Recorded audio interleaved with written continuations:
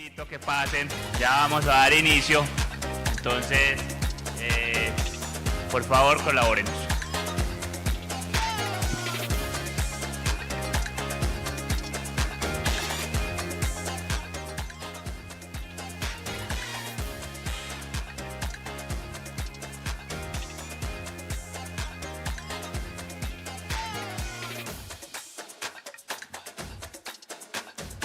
Párame la música y tírame el retorno.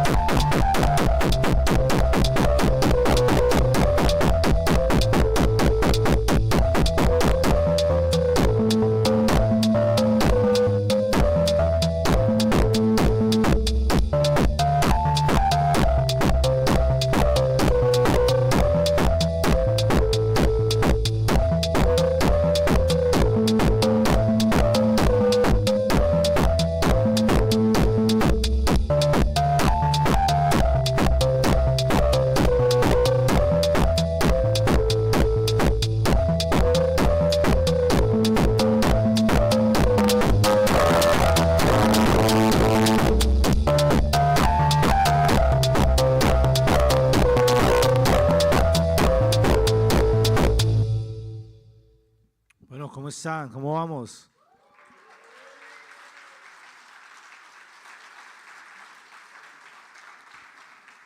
Bueno, esta es una demostración de Live Coding Session. La verdad hay muchos programas para hacer música aquí en vivo. Este lo estoy aprendiendo hace 2 semanas. O sea, si tú sabes música y JavaScript es súper sencillo. También hay para Ruby, Python. Entonces, si les gusta la música y el código, les recomiendo que exploren esto, muy chévere. Ahora vamos con algo más paisa. Vamos a ver si reconocen esta canción.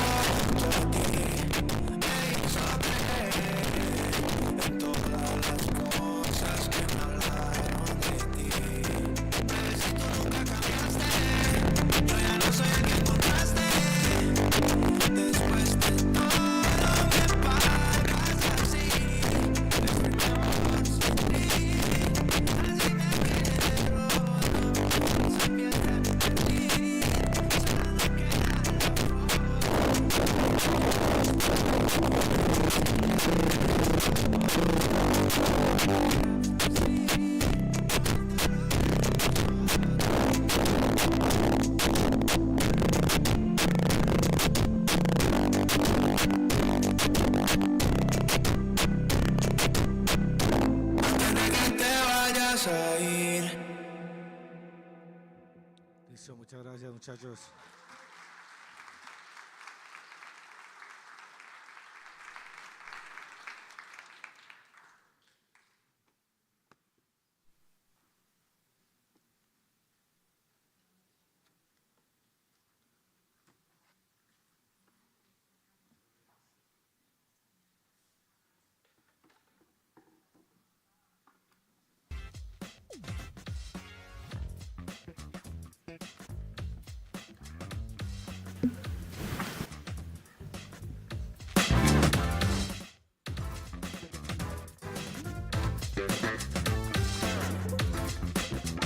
Bueno, eso estuvo increíble. Démosles otro fuerte aplauso. ¡Woo!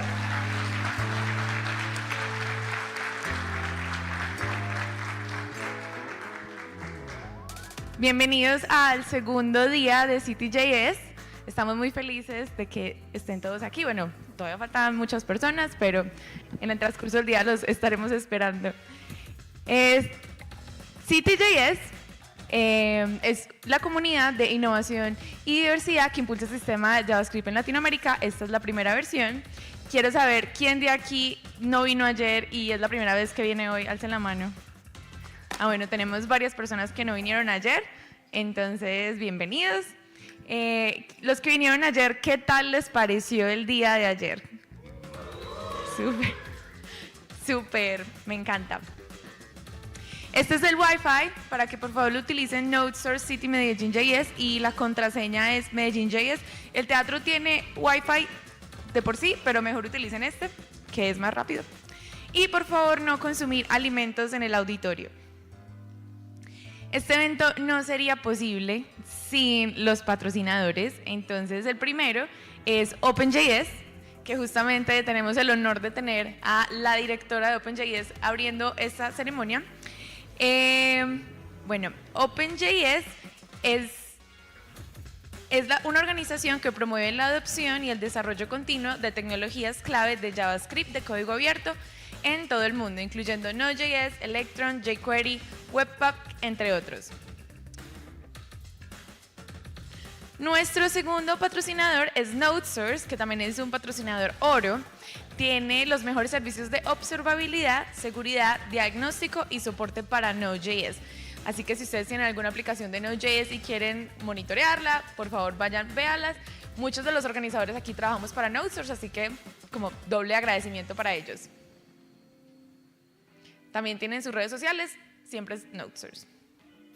Entre Silver Sponsor tenemos a la Universidad Luis Amigo, que nos facilitó este lugar tan hermoso, que es perfecto para hacer esta conferencia. Enix, que también está allá afuera. Ellos son outsourcing, que se encargan de desarrollo de software en toda Europa y tienen más de 2.200 desarrolladores expertos y ayudan a empresas de tecnología a nivel mundial para construir equipos de ingeniería exitosos y software innovador. Y por último, Confama es la caja de compensación familiar de Antioquia, dedicada a mejorar la calidad de vida de sus afiliados a través de servicios en salud, educación, vivienda, cultura, empleo y recreación.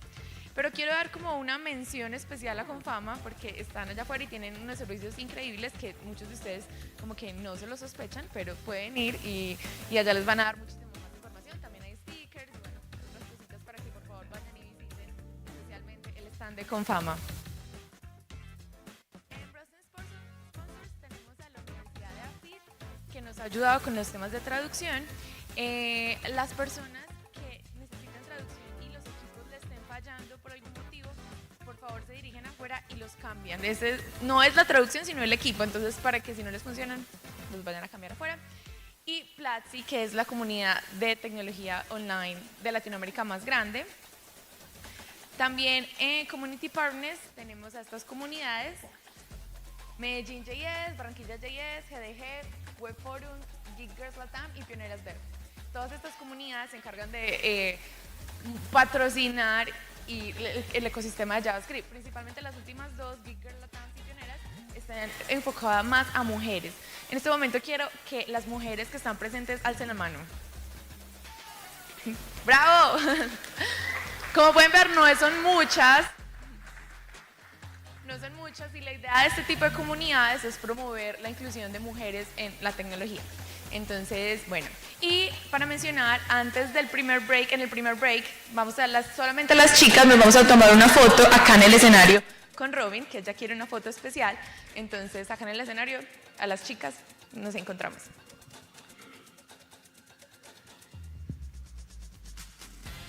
Tenemos 456 asistentes, no todos están aquí, no todos son tan madrugadores, muy bien los madrugadores, no se perdieron el show. Vienen de muchas partes del mundo, entonces bienvenidos la primera vez que vienen a Medellín y los que no, bienvenidos también. Estas son las redes sociales y la página por si necesitan algún tipo de información, la agenda o cualquier cosa, ahí lo pueden encontrar. Y estamos en Twitter, en Instagram y en LinkedIn. Es muy importante, nosotros nos regimos por el Código de Conducta de Colombia Dev, que es como la comunidad que engloba muchas comunidades en Colombia. Si alguien se siente como incómodo o que sus derechos están siendo vulnerados, por favor se acerca a algún equipo del staff que nosotros nos haremos cargo de esta situación. Es el día 2 y vamos a empezar con Robin. A ver. Now let's begin with our first talk. I'm very happy to have Robin here. I know her for several years now, and she's great. She's an amazing woman, and we're very honored to have her here. Robin is the executive director of the OpenJS Foundation, hosted by the Linux Foundation. OpenJS is the neutral home for growing and sustaining the JavaScript and web ecosystem with 35 projects, including Appium, Electron, Jest, jQuery, Node.js, and Webpack. Previously, Robin led major initiatives at Microsoft to advance open source technologies, community development, and open standards. So let's welcome Robin.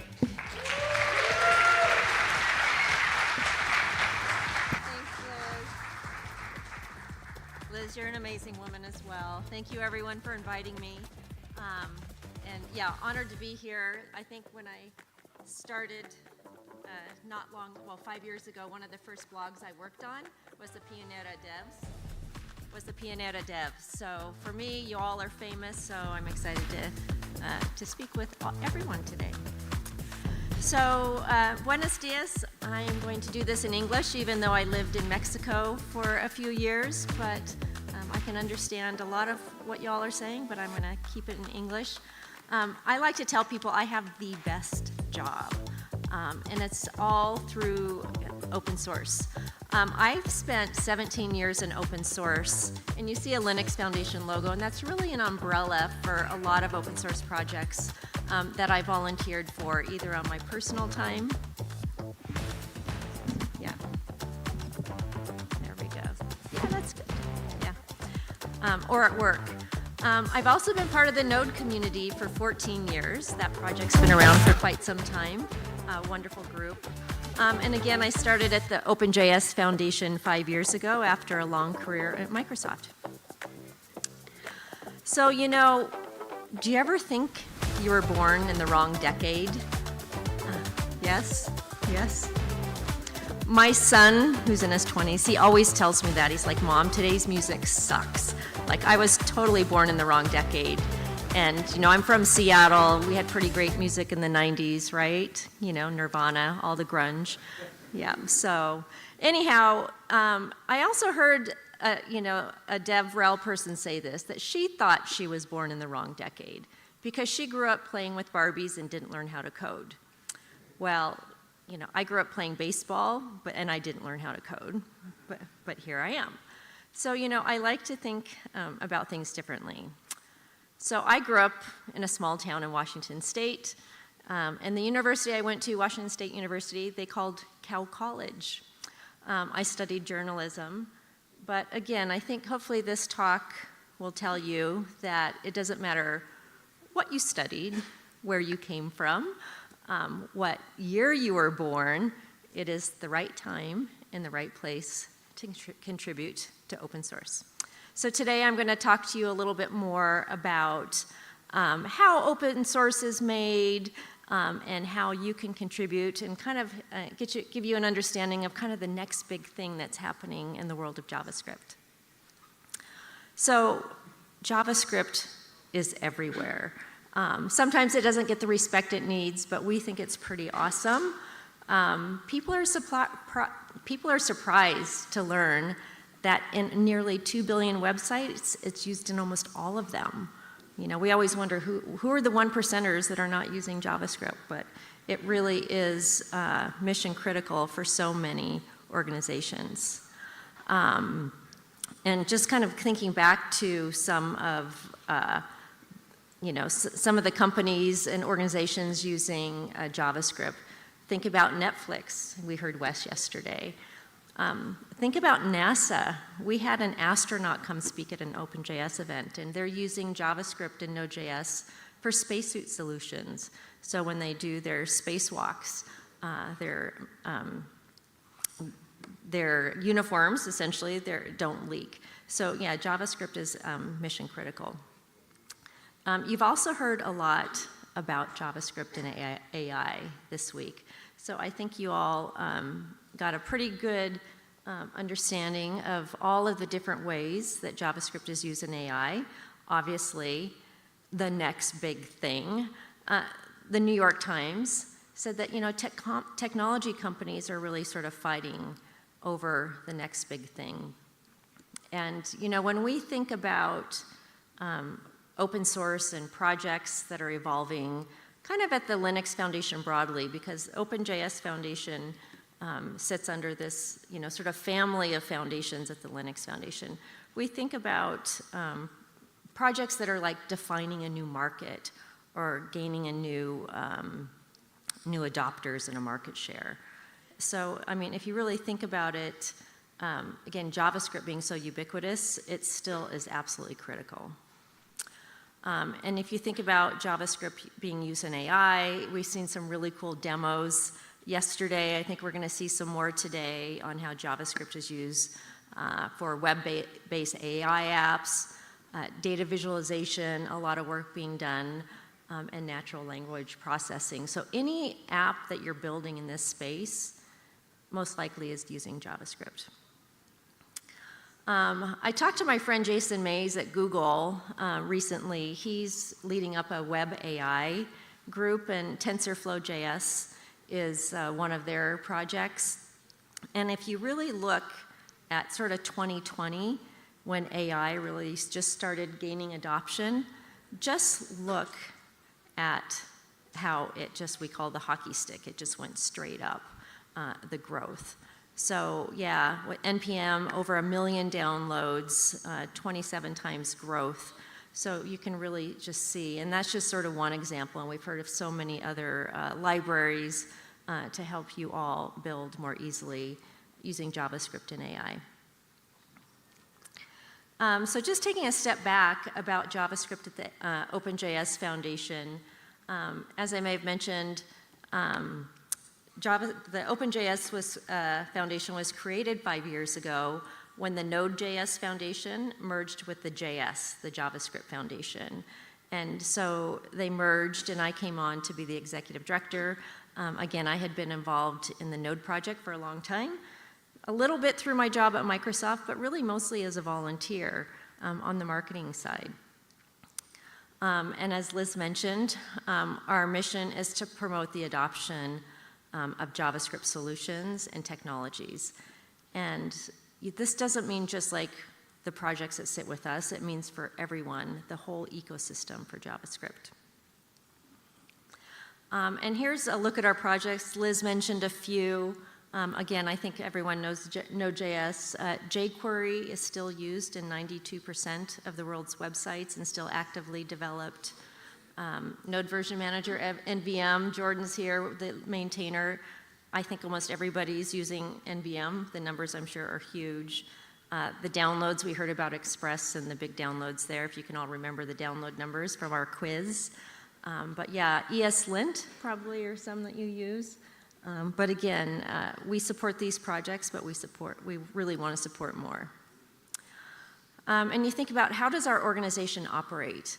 Well, it's really our members that provide the financial backing for us to allow all of the activities that we do. Big shout out to NodeSource, who's here and helping organize. They're one of our members, and Adrian actually sits on our board of directors, which is super cool. And again, we have a lot of support from our corporate membership. So, you know, one of the key differentiators for an open source project that sits at the OpenJS Foundation is the sense of neutrality. And there are a lot of really great open source projects that sit at companies, and we call those company-led projects. And it's not a bad thing, because we like companies supporting open source. But the neutrality when a project is moved and donated to the OpenJS Foundation, the value really is in the neutral organization.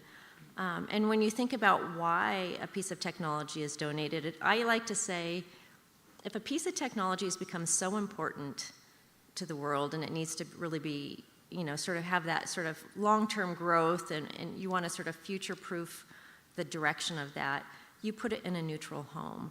You don't want a business to change a technical direction or to get acquired or go out of business, and then what happens to the project. So having a neutral home is very important. We do love it when our companies allow their employees to work on open source, and we have employers in this region who do that, and that's fabulous. But having the projects sit in a neutral home like OpenJS is important. And then the other important thing is, you know, anybody can participate and set the technical direction of our projects. The board of directors sets sort of the strategic direction, our budget, and those decisions. I like to say Adrian's one of my bosses, which is fun. No, it's actually very cool. But Adrian, through his board membership and through NodeSource's membership, cannot control the direction, the technical direction of a project. That is done individually through the technical steering committees of our projects, who control that. And then I think Wes mentioned yesterday our cross-project council, which some organizations call like a technical oversight committee, but it's all of the entities coming together and working on collaborative things. So a really big sort of line between that. But the cool thing is a lot of our members are working in kind of, I say, from the bottoms up in those open source projects. Wes also talked about open governance, and I just kind of want to just talk a little bit more about what that is. So open source really is how a piece of software is distributed. It's a license. But open governance is really how an open source project is run, how decisions are made. And so that is really the critical part of a lot of really successful open source projects. If you take a look at the Node.js, and you can look at Node.js and a lot of other projects, you can go to the governance tab and you can see how it is governed. And you'll see the technical steering committee that make a lot of decisions, but there's many other working groups that make decisions as well, from security to package management to the website to all kinds of things. And so it's really truly run by volunteers. And the one important thing is, even if you're a volunteer, people still know your company affiliation. And the Node project has it set up where, for the technical steering committee, no more than 25% of the technical steering committee can come from one company. Again, sort of keeping that neutrality in place. And so another key piece of open governance on how decisions are made is something that's really hard, and it's consensus. And consensus means, like, y'all need to agree on something before it can move forward. And we have lazy consensus, so if you don't participate and you're on the technical steering committee, cool, you still need a majority of people. But if one person says, I don't like that idea, I think that's the wrong idea, I think it's too early, I think it'll break things, that blocks it, essentially. And so consensus is very important on moving things forward. And if there's not consensus, they will move to a vote. And we operate the same way at the Cross Project Council, but I have to say, I can't even remember if we voted on anything in the CPC in the last 5 years. Have we, Jordan, or Adrian? I don't think so. We're pretty good at consensus. Things take longer, and people say you're slow. I would say we're thoughtful, right, in making those decisions. Another really sort of interesting piece of governance that Wes talked about yesterday was sort of rebooting the governance. You know, open source projects kind of have a life cycle, and I think Wes talked about how one person spent 10 years on it, or more, probably more, 15 years, and was just sort of, you know, ready to pass the torch to someone else. And so I think what's really cool about that is you heard a story yesterday about how a couple of folks who had maybe worked at the Node projects together, or had gone to an event, or had met at the CPC, but just over time contributing, just met at a conference and said, hey, let's pick this up. This is a really big thing. And, you know, it was really, they just sort of took the initiative and are really growing something big. So sort of my message is to you is every project we have has a life cycle, and we're looking for new people to come in and carry that forward. We need folks from different countries. We need folks from different experiences, different work experiences, different points of view, and you're very much welcome. You can kind of see open governance in action through a lot of our meetings. We broadcast our meetings live on YouTube, and that was a little awkward at first for me, obviously, to get used to, but then you kind of get used to it, right? And so if you want to contribute to a project or something, you can go to a lot of our projects' YouTube channel, and you can just sort of see how it works, get to know the people, see what the culture's like, or you can just show up and what we call lurking, and we love lurkers.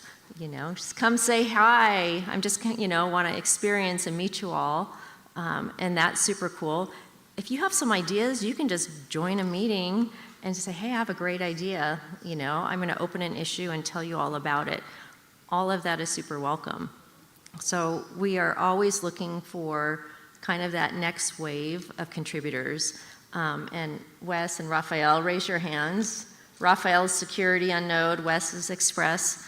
So if you want to be the friendly face at this conference to look for contributors, that's super cool.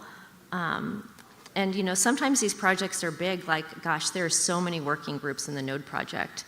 So I would just sort of figure out what you're sort of passionate about. Is it performance?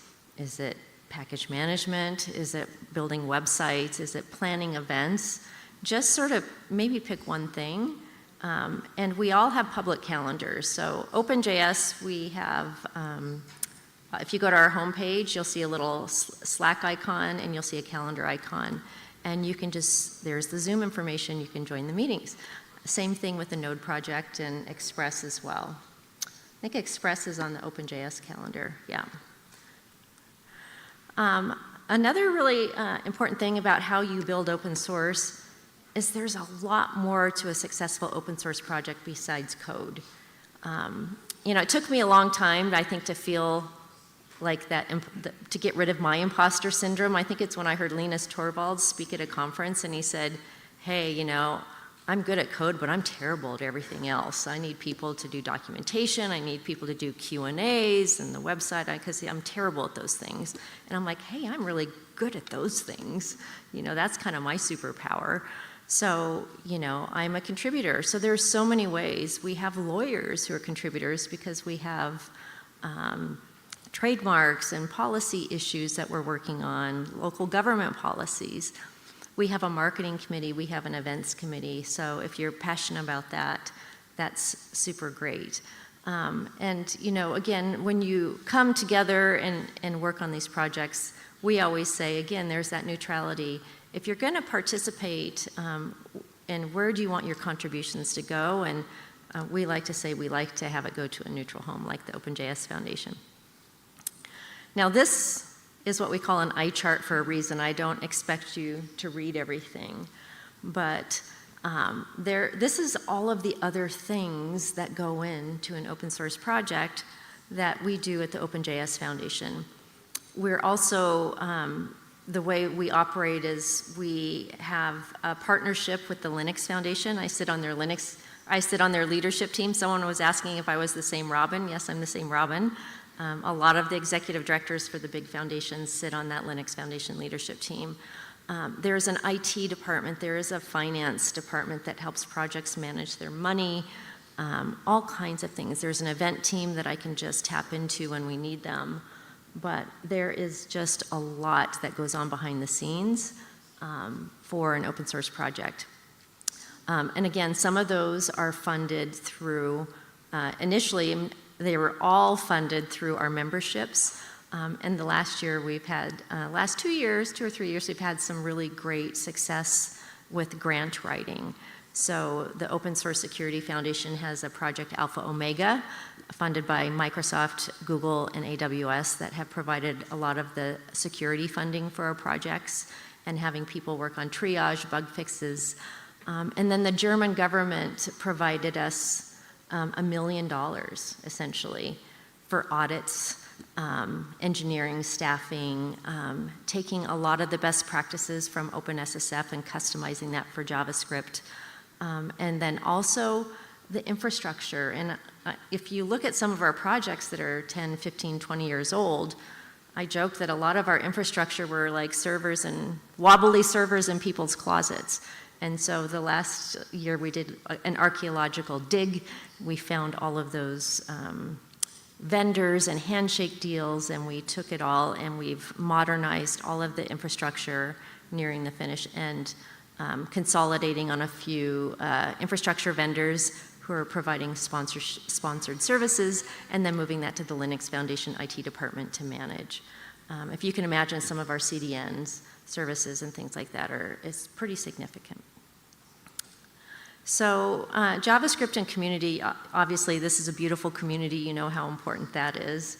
And so I think y'all have that down, but I've found that we have a really beautiful community globally at the OpenJS Foundation and hope that you'll continue to participate.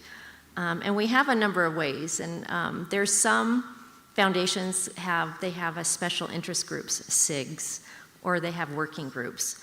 Well, I say that we're sort of JavaScript-y. We want to be more inclusive, so we call our working groups collaboration spaces, just to be more inclusive to folks.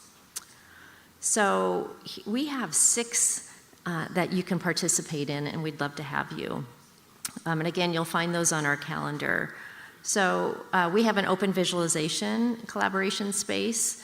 They even have their own website, openvisualization.org, and they govern a lot of the JavaScript and WebGL libraries like Kepler GL and VizGL.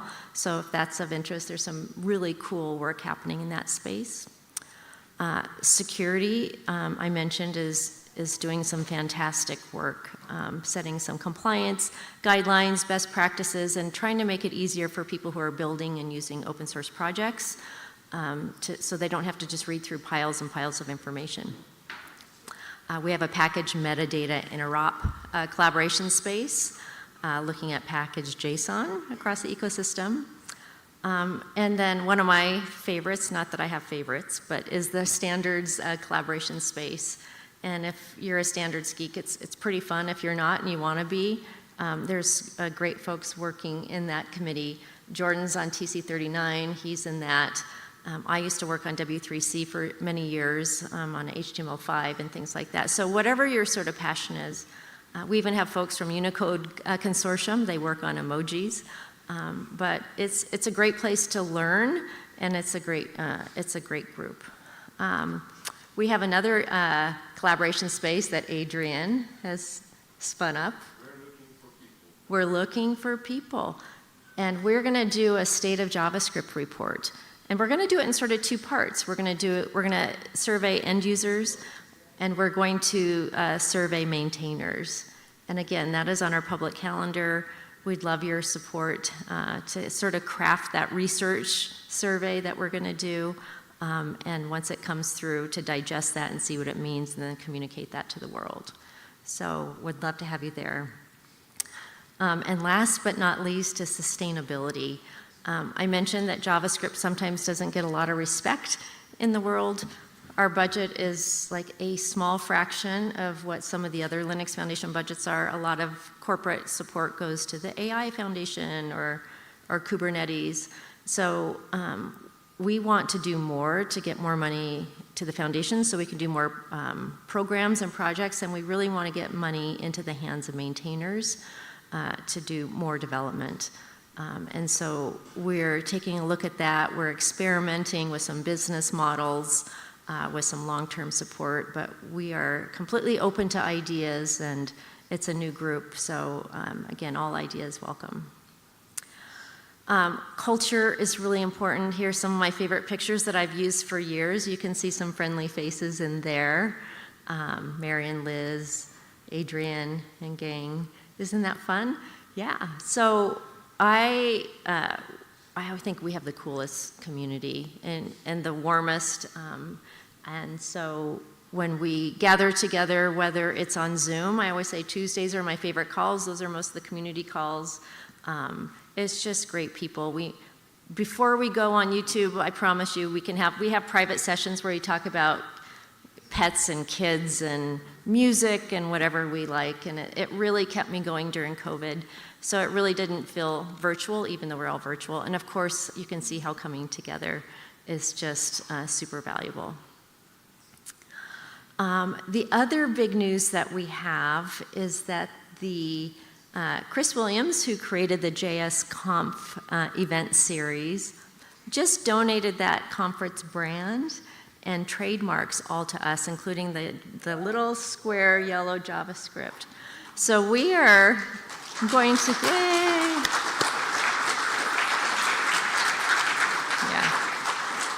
So now that sits in a neutral home. We're not going to mess with the franchise model. We love the creativity that happens across the world.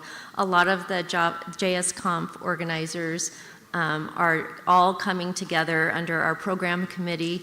And we just announced late yesterday, that we've locked down our date and our venue for the North America event. Again, you'll still see Medellin, you'll still see Spain, you'll still see Singapore, all over the world, but we're, hopefully being a little more efficient and helping raise money for everybody, and super excited about that.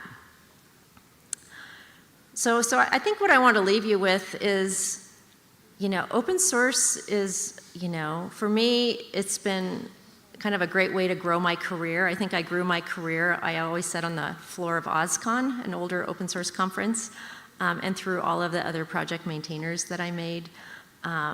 So through your volunteering on these projects, you can be a part of something huge.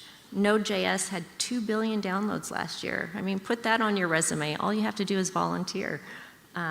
Wes, I hope I got the number right. 32 million? I had 29. 30, okay, well, keeps changing. So, yeah, we really, you are really the key. You are the next big thing, whether you want to do AI, whether you want to do anything else with JavaScript. As I mentioned, it's everywhere. And we just need you to sort of grow the future, the technology. So here's the link to our collaboration page. You'll find our GitHub repo. You'll find an open invite to our Slack channel. You will find our calendar. And again, feel free to join all of those, to join us on Zoom, and to join us at events around the world. So, muchas gracias. Thank you.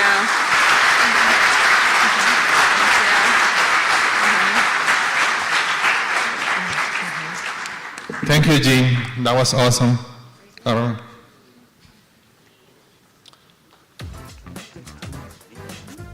Okay.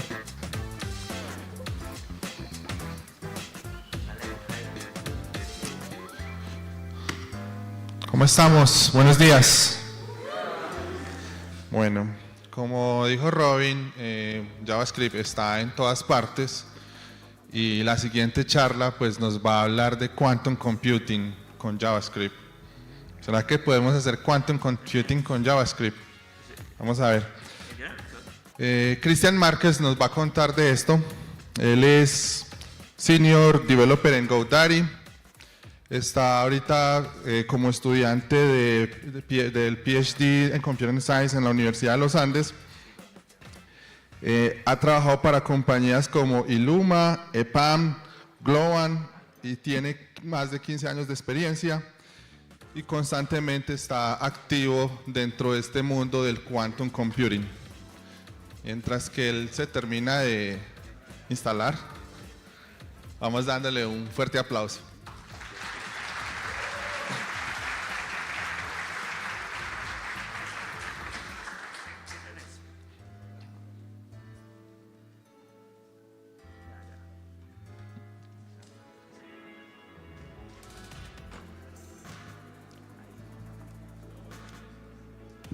¿Sí? ¿Lo puedo desconectar? Sí, sí. Hola a todos. ¿Me escuchan bien? ¿Se me escucha bien? Bueno, buenos días. Entonces, yo soy DCAP. Vengo a hablarles un poco sobre computación cuántica y cómo podemos utilizarla con JavaScript. Les dejé unos códigos QR. Si alguno, me gusta bastante el café, si me quieren venir a un café, ahí les dejo. Y pues un poco las URLs con el social media, les dejé ahí las diapositivas y la aplicación que les preparé para hoy. ¿Esto cómo va a ser? Primero vamos a hablar la parte aburrida. Voy a hablarles un poco de física cuántica. Lo necesitamos porque para hacer computación cuántica necesitamos tener fundamentos de física cuántica. Después les voy a mostrar un juego. Este juego nos va a permitir ver cómo la computación cuántica puede superar cualquier computación clásica, cualquier estrategia que yo tenga acá. Y pues les voy a mostrar código, por eso estamos acá, ¿verdad? Para ver un poco de código. Finalmente, pues les voy a dejar unos mensajes para concluir la charla. Entonces, empecemos con la parte de física. Es imposible hablar de física cuántica sin hablar del maldito gato, ¿verdad? Este es el gato de Schrödinger, en donde nos hablan todo el tiempo que lo que se trata es que el gato está vivo y está muerto al mismo tiempo y todo pasa al mismo tiempo, ¿verdad? Pero yo sé que esto es una metáfora, pero realmente esto está causando muchas confusiones y estoy seguro que si Schrödinger estuviera vivo en este momento nos estuviera diciendo, bueno, hay que tomarlo con pinzas, tal vez a él no le gustaban tanto los gatos y por eso decidió hacer este ejemplo, pero bueno, digamos que aplica para algunas cosas y un concepto muy específico que él quería explicar. La física cuántica entonces se trata de la evolución de algo que se conoce como el estado cuántico. Y el estado cuántico corresponde a las características de un objeto, cualquiera que tenemos. En el caso del gato, pues está definiendo la característica de que está vivo o está muerto. Y todo al mismo tiempo, ¿verdad? Pero esto tiene muchos problemas, digamos. ¿Cómo podemos saber que está vivo y cómo podemos saber que está muerto en un momento exacto, ¿verdad? Un segundo antes estaba vivo, un segundo antes estaba muerto. Eso digamos que sigue siendo un problema para la medicina. Y el gran problema que tiene este experimento mental es que la cuántica no funciona con un único evento. Realmente lo que necesitamos es muchos eventos que pasen y en ese momento vamos a empezar a experimentar y lo que conocemos como los fenómenos cuánticos. Esta es la única ecuación que voy a mostrar en toda la charla, entonces para que no se asusten y a ver si logro hacer que entiendan algo. Entonces sí, que es lo que parece una Y, básicamente es la ecuación de onda que representa los estados cuánticos que tenemos, en este caso el gato con que está vivo está muerto, lo representaríamos como una ecuación en esta función de onda que tenemos ahí. Tenemos una derivada que no es más que el cambio en el tiempo de esa función, ¿sí? Y pues tenemos algo que, bueno, el operador del hamiltoniano, que bueno, eso lo pueden ver como una matriz en donde vamos a aplicar unas operaciones en donde va a evolucionar esta función de onda. Y algo bien importante, que es lo que quería resaltar acá, es la presencia de esta I. Normalmente cuando hacemos computación clásica estamos en el mundo de los reales y lo que trae bueno la computación cuántica es que nos va a permitir trabajar con los números complejos gracias a este término que tenemos acá, que es el número imaginario I, es decir, la raíz de -1. Y bueno, una forma de ver todo esto es que es una teoría de la información, ¿sí? Cuántica se resume en una teoría de la información que finalmente es una visión de la realidad. Y si vemos esto, básicamente, si la realidad funciona de esta manera, pues ¿por qué no la utilizamos para simular el mundo y resolver problemas? Durante este experimento que les voy a mostrar, voy a enfocarme en esto que se llama el entrelazamiento.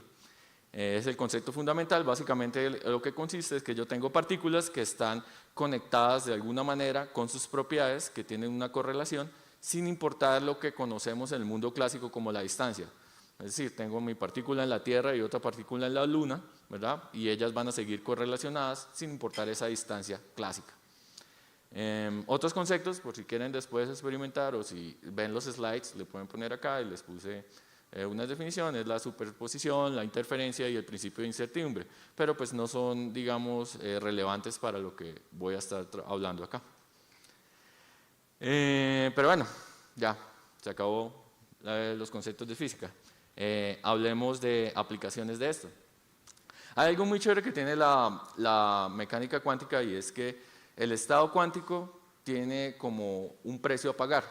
Si yo observo el estado cuántico, él se destruye. Por lo tanto, imaginemos que estas dos personas están teniendo una conversación en un canal de comunicación cuántico. Si llega un espía y está en la mitad y empieza a escuchar esto, destruye el mensaje que le está enviando el uno al otro. Por lo tanto, si el estado cuántico se destruye, tengo una forma de que la otra persona se entere de que alguien nos está escuchando. Por lo tanto, tenemos canales de comunicación 100% seguros.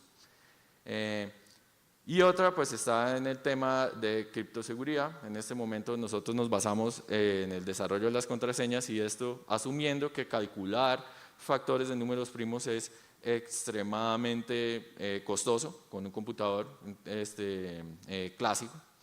Entonces, pues tenemos una aplicación acá que, por cierto, noticia reciente, en mayo de 2024, un grupo de investigadores chinos logró romper el código de RSA utilizando 22 bits, utilizando un computador cuántico con la tecnología D-Wave.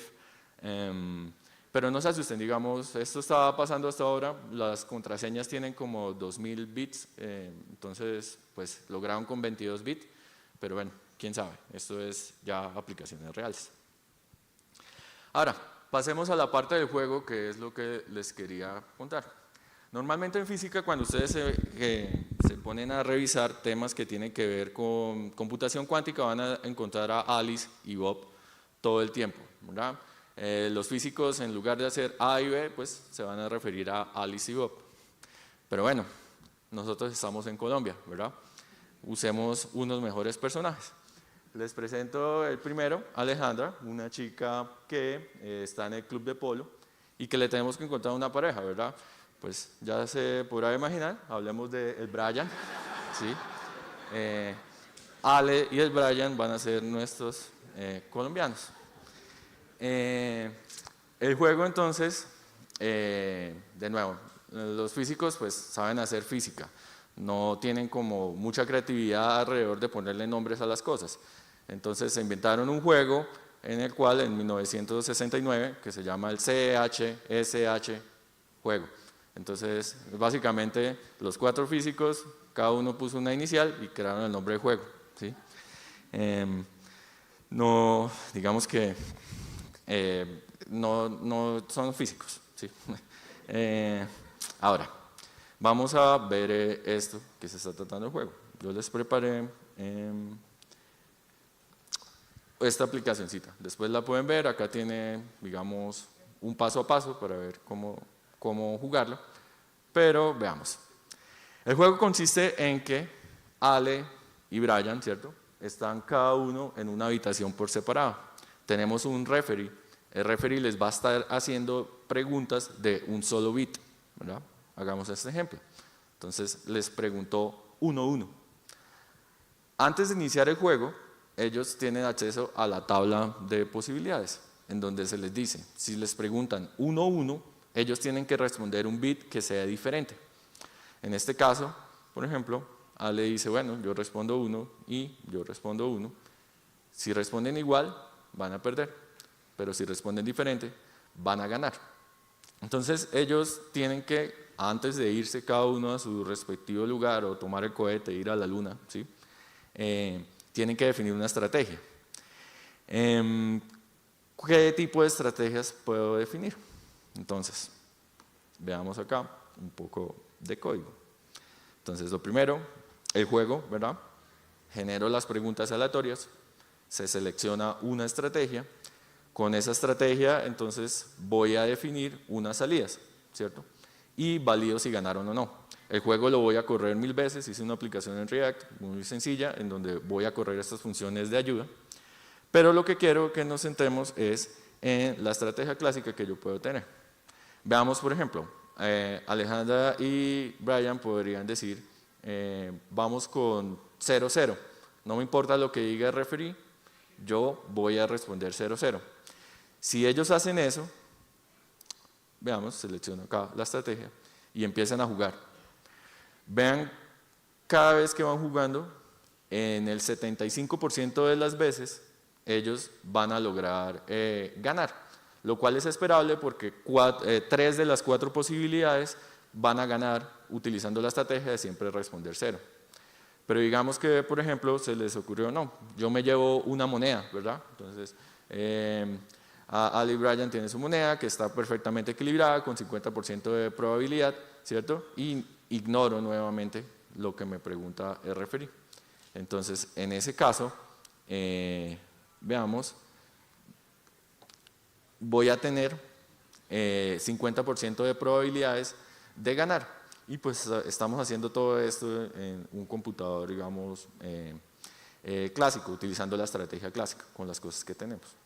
Pero entonces, se les pueden ocurrir 1000 estrategias para ver. En este caso, voy a correr todas las estrategias que yo programé en este momento.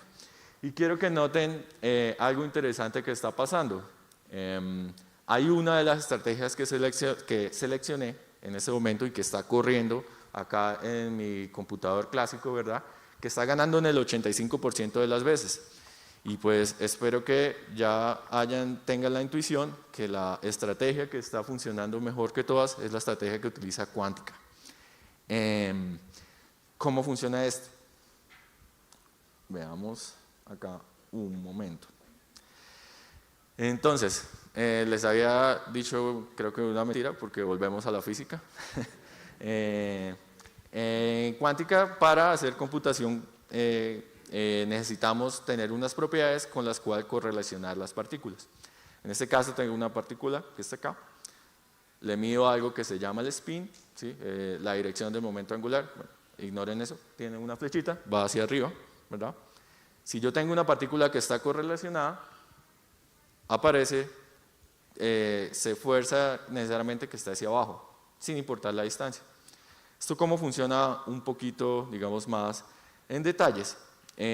La línea verde es el dispositivo que yo voy a utilizar para medir el spin, ¿verdad? En el momento en que yo hago el spin, hago la medida, aparece hacia arriba, estoy forzando a que la dirección de ese spin es hacia allá.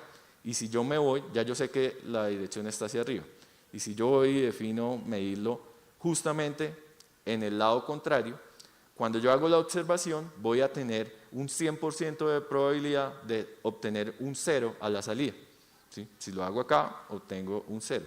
Hay una ecuación que rige esto, pero básicamente lo que quiero mostrarles, y en donde se vuelve bien interesante esto, es que si yo hago con mi dispositivo de medición a la mitad, ¿verdad? Mi dispositivo, acabamos de medir, lo medimos acá, está acá, voy a tener un 50% de probabilidad de obtener un 0 o un 1. Entonces estoy acá, fuerzo nuevamente, en este caso tuve 0, y si me voy a 0 grados, nuevamente esto, y acá tuvimos suerte y nos salió también un 1 nuevamente.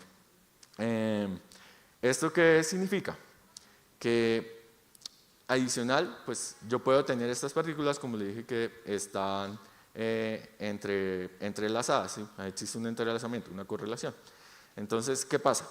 Yo mido acá, esta es la partícula que tiene Ale, ¿verdad? Ella se va, se va cada uno, se lleva un par de partículas, cada uno tiene uno, en cada uno de los turnos genera un nuevo par de partículas para que ellos las puedan tener a su disposición y A le hace su medida. En ese momento en que A le hace la medida acá, esta va a forzar a que yo tenga la otra partícula con el spin apuntando hacia abajo. Y si pasa eso, eso quiere decir que si yo hago en este ángulo de medición, digamos que me voy al 180, tengo un 100% de probabilidades de obtener un 1. Ahora, ¿esto para qué es útil? Porque como hay una correlación en estas dos partículas, yo puedo empezar a jugar para la tarea que me pone el referee, sin importar qué es lo que está pasando con las preguntas que tenga, siempre voy a tener una probabilidad para poder ganar. Esto hace que yo tenga una ventaja con respecto a la versión clásica porque cualquier estrategia clásica va a tener una forma de perder. Pero haciendo este juego y jugando con los ángulos, yo voy a tener la posibilidad de ganar incluso en el momento en que voy a perder. En computación cuántica esto se ve de esta manera, ¿sí? No sé si algunos estuvieron programando cuando era con tarjetas, pero básicamente es algo de este estilo, en donde tenemos compuertas, hacemos rotaciones, las aplicamos y esto digamos que me permite hacer el comportamiento que les digo. El ángulo para esta aplicación en específico es un ángulo que tiene una diferencia de 135 grados. Si yo garantizo eso y hago las medidas y hago esto, pues voy a lograr tener esa ventaja cuántica. Les dejé dos URLs, una que si quieren probar esto en casa, se pueden comprar este aparatejo que está acá, pueden replicar este experimento, o tienen otro proveedor si quieren, que es este que les dejo acá, en donde pueden hacer eso. Como se pueden dar cuenta, en el estado del arte que estamos en este momento en computación cuántica, es básicamente un experimento de física. Pero entonces, volvemos a programación. ¿Podemos hacer eso con JavaScript?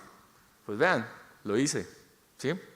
Hay una librería que, bueno, también tengo que resaltar todo esto que hice con la aplicación de React para poder simular las dos partículas que están entrelazadas. Lo hice también con JavaScript, que permite bastante bien explicar los conceptos. En este caso, para exclusivamente la creación del circuito y hacer todo el cableado utilizando eso, hay una librería que se llama Quantum Circuit, que por ejemplo en esta parte estoy agregando los qubits. En lugar de llamarse bits, acá los llamamos qubits, los estoy poniendo en entrelazamiento. Y basado en las observaciones que tengo, voy a definir los ángulos en donde voy a hacer la rotación para permitirme ganar, incluso en los casos en los que voy a perder. Lo mismo para Brian, tenemos acá. Y finalmente agrego unas medidas, que es donde, cuando yo hablo de las medidas, podría verlo como, listo, voy a hacer una medida, eso significa que estoy volviendo a la realidad, algo de ese estilo. Y bueno, eso, ¿en qué se resume? Pues en que cuando yo hago eso, nuevamente, ven que yo empiezo a aplicar, estoy haciendo mis medidas, tengo una ganancia del 10% adicional simplemente por utilizar una solución inspirada en la cuántica, que es lo que tengo acá. Ya para ir cerrando, les quería dejar algunos mensajes.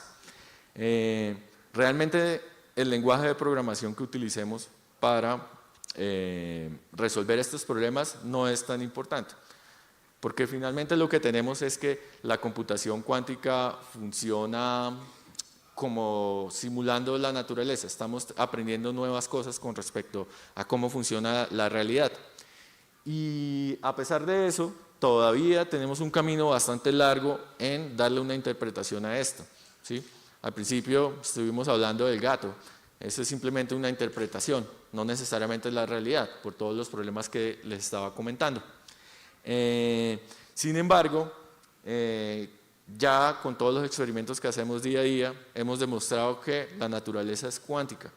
Entonces yo los quiero invitar a que construyamos pues, el futuro utilizando cuántica. Y pues bueno, y es imposible hablar de esas cosas sin dejarles algunas referencias de unos libritos Incluso les dejé para evitarles la fatiga unas URLs en donde los pueden comprar.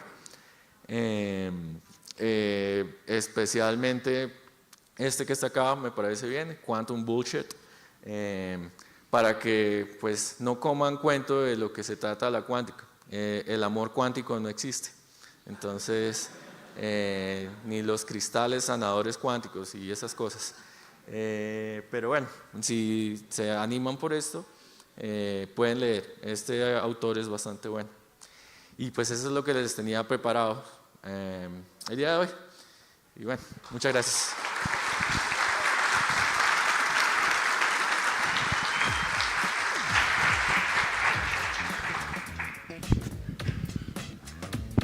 Muchísimas gracias, Cristian. Súper divertida y interesante la charla, muchas gracias. Bueno, quiero saber, ayer, ¿quién conoció personas nuevas? Alza la mano. Casi todos, pero no todos, ¿cierto? Entonces, les voy a dar en este momento 2 minuticos para que se junten y conozcan a la persona de al lado, pero que no hayan conocido todavía. Pero sin salirse.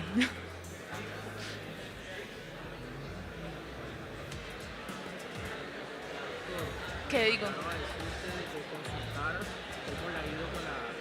Ah, bueno.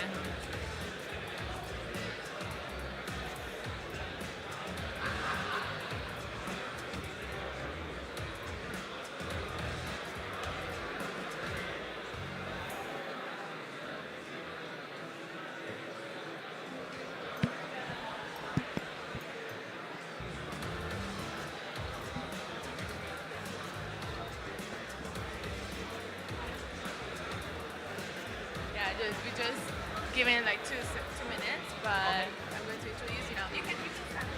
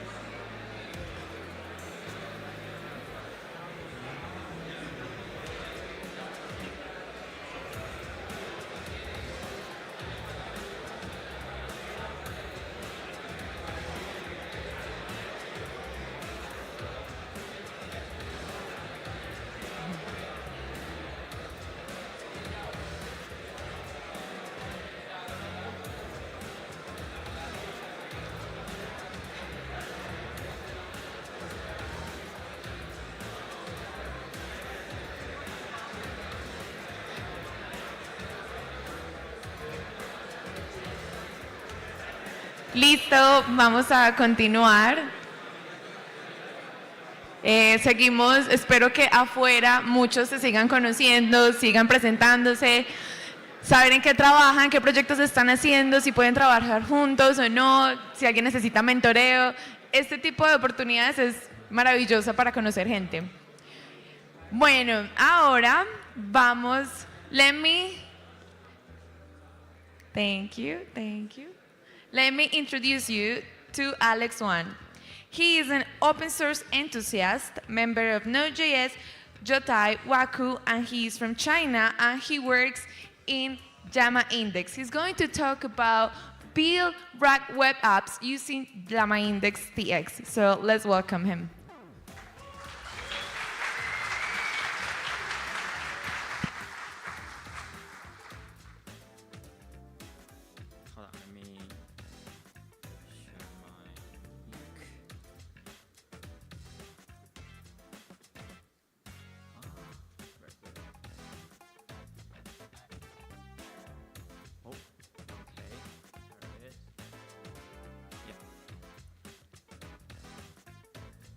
Hi everyone, my name's Alex. Glad to be here talking about the AI RAG and Llama Index. And let me introduce myself first. I'm Alex Yang. I'm the member of Node.js, Jotai, and Waku, and I just graduated this year. And I became the member of Node.js when I was the first year in university, and then I tried to try to explore the Node.js, JavaScript, and React, and then I became the Jotai member when I was building a local first app. After that, recently I'm building. Oh, sorry. Yeah, I'm good.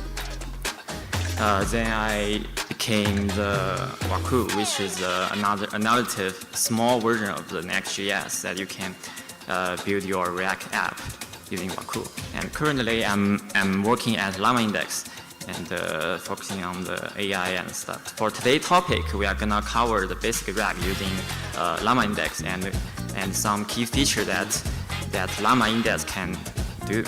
So let's start with the simple RAG. So what's the RAG? You might heard about the AI and you might try the AI in the yesterday workshop. So what is RAG? Let's have this basic scenario that you have a million document in your system, and if you without RAG, basically you just load every document into your memory and put into prompt. Then you communicate with the LM, which first is costly. Even every token passed into the AI is charged. Even like Google Gemini has super large input context, but it is still not free. And second is inaccurate. If I ask AI about the math, but I give all of my chemistry class note, AI might respond inaccurate, meaningless, and unrelated result. So, and third, slow. From engineer perspective, your device will load all of the document into the memory and then give to OpenAI. Then we will have maybe network bandwidth or engineering perspective. So that's why we have RAG. So, that's why we have a RAG. Basically, it's trying to solve the problem that caused the least computation. In this diagram, there's a module called the retriever, which is responsible for fetching the most relevant context giving a user query. For example, the user query will go to the retriever, then the retriever finds the most relevant document, then put into the prompt. Then your input will combine with prompt and give to the OpenAI. So how do we do using Llama Index TS? First, we have a concept of loader, which will load your data into the readable format. For now, it's a text document. You can see I call a simple directory reader, which is a utility class that include many other data loaders, such as PDF loader, HTML loader, raw text loader, and then you have the document array, which includes the text. Then we create a vector store index. It will compile the document into the comparable format. We call it embedding. It's a number of array, and each number indicates property of something. Then we treat it as a retriever, and for here I only need the top three relevant data. Then the Llama Index have the different type of query engine. For this one, we use the retriever query engine. Then you can export it just like the normal chat function. That's it. So for a simple chat function, we have like a memory buffer for storing chat history. Then we have a simple chat engine without any optimization. Just leave it, for here, we just leave the data as is. And you can see in this example, I use a Node.js read line to implement the REPL example in our terminal. You remember we talked about the vector. Officially, a vector is a numerical representation of meaning of the text in Node. We have vector database that you can store a vector into like a local file, like or database. And for example, here I use a Postgres vector store. It's very easy to load a document into a real database. And let's have some demo. Yeah, it's online. You can also open your link. Okay. Yeah. Yeah. Yeah. For here, it's just a simple like note-taking app example. Like in the left bar, you can select different nodes, and you can type things here. Blah blah, and add the title, and it will store in the Postgres on the backend. And I just paste some blog from Dan blog.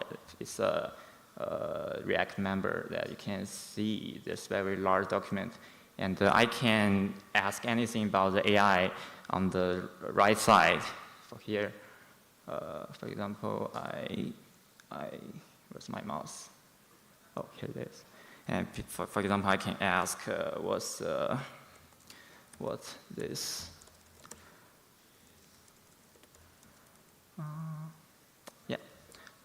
Yeah, it will basically for here. Yeah, awesome. CSS issue. Oh, yeah. That's just for here. Oh, that's why I don't write CSS. And and for here, you can see I ask AI about the summary of the AI and summary of this blog, and it will give me the, it use the retrieval query engine to ask the AI, and AI will give you the response. And yeah, and it's very simple demo, but you can based on this like implement like something like adding more React component, or add more UI with Llama index. And where's my mouse? Oh, here. Yeah. And what feature I use in that demo? The first is I use a server comment and the server side function that you can write any backend, both backend and frontend in the one Node.js thread. And for here, I'm not using Next.js. I use Waku created by Dashi Kato, and I'm currently maintaining it. It's very small and easy to use, and also we support deploy the Waku to like Node.js. We sell like Cloudflare Worker or Dino or something, many JS runtime. And I use for this demo I use Deep Tag Editor, and I use Webcell AI SDK it's a utility for AI in frontend. And of course, I use SendCN and Laminex. And in the code itself, if you look at our GitHub repository, basically we just import the RSC and use Llama index and inside the server-side function, and just export the UI directory. So what about the multimodal, like image? What should I do? So we have a built-in support. So you don't need to worry about whether I have an image. We have built-in support for image documents. So it's very easy to use multimodal using Llama index TS. And also we have agent. For the agent, here you can see I just export the function. I export the function from use our Llama index function tool, and I just give the name and description, and you can pass into we have an OpenAI agent. You can pass tool into agent, and we can use as a chat engine. Then we also have a streaming feature building. Then if you set the stream to true, then you can like interpret your agent So if you want to customize your, like you have a complex task you want to customize, we have a workflow. It's an event-driven abstraction used to chain together the several events. So imagine agent is just a chain call, like user input and talk call, then respond to the front end, the result. But the workflow could be a diagram. It could include multiple level of LM, being they are different on draw up based on the different prompt and the context. So I introduced so many API in a few minutes. I cannot catch up. Is there any way to easily start? Yes, we have Create Llama. It's basically just like the Create Nest app or Create React app, but it's for AI. And with Create Llama, you can easily start build your own tools with our templates. We have both Python, JavaScript, and also it's under Next.js, and so it's have both server and client feature to start with. So he's my colleague. He's working on Create Llama. So days ago, he just published our workflow API using Create Llama. You can see here, I think. Yeah.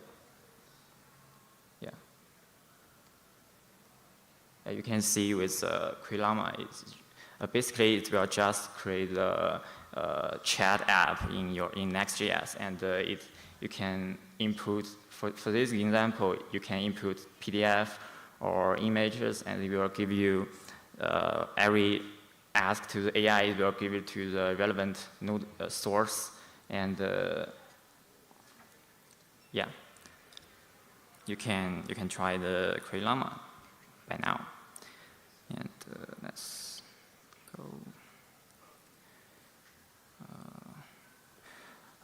Besides that, we have Llama parse. So what's the Llama parse? Do you remember the simple directory reader, right? So if you compare with like for the simple directory reader, we use PDF.js or CLSS in NPM, which like it's not accurate, and it doesn't support many features like table extraction, and so for Llama parse, we have many features that you can start, like we provide the natural language instruction to parse the output in the exact format you want, and we have a JSON mode, we have image extraction, and we have over 10 file types for familiar file types, and we also support different language like English, like Spanish. You can try. And you can open Cloud Llama Index.ai to take a view. And also for the Llama Cloud, if you build a RAG app, you might worry about how about the hosting, how about data storage, what backend should I choose? So we have Llama Cloud, which is all-in-one solution for RAG. Today, we didn't talk many topics like performance, for example, how to embedding in high efficiency, how to split your large data into small parts to make retriever get more accurate result. But we have Llama Cloud. So you can just replace your simple retriever with Llama index. So you can, it's a closed private beta, but you can sign up today in Llama Cloud. Yeah. So what we covered today? We talk about the basic RAG. We talk about that Llama index. You can have a data reader to read your document into load your file into document, and use index and retriever to fetch your relevant data and ask AI. And we have a multimodal support. We have agent, workflow. You can customize your strategy of AI. And we have Llama Cloud. in Llama parts, you can improve your performance of AI.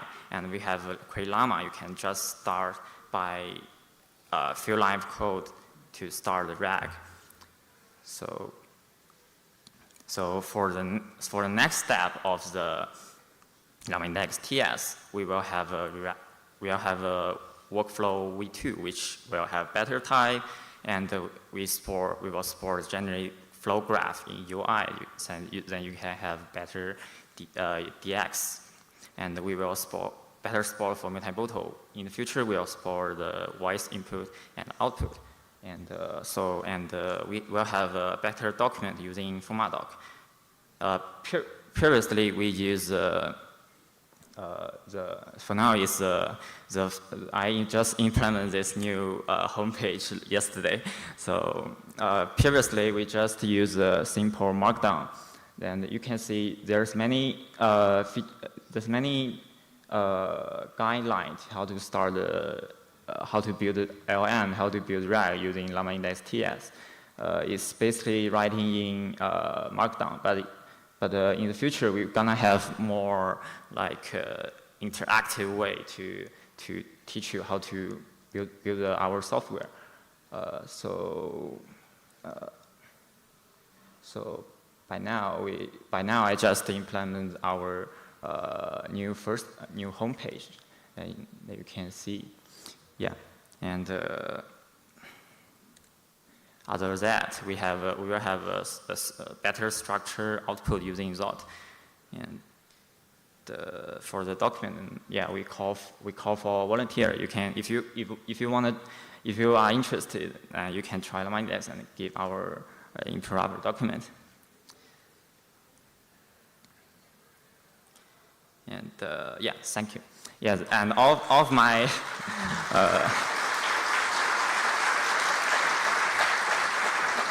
Yeah, you can find all of the slides and demo in my GitHub, and there's many code example on Llama Index TS. You can find here. You can see there's a playground which we use a stack blitz you can just start Llama Index in your web browser. You can see there's just need a OpenEF API key, and you use a new just start. Yeah, I think that's it. Yeah, thank you. Thank you very much. Now, bueno, ahora vamos a ir al descanso. Dos cositas. Uno, el refrigerio es patrocinado por Confama. Para nosotros es muy importante como que los patrocinadores estén felices para que nos sigan patrocinando, ¿cierto? Entonces, por favor, para que por favor visiten el stand de Confama. Y las niñas, las mujeres que se encuentran aquí presentes, por favor pasen al escenario que nos vamos a tomar una fotico con Robin. ¿Listo? Entonces las mujeres antes de salir.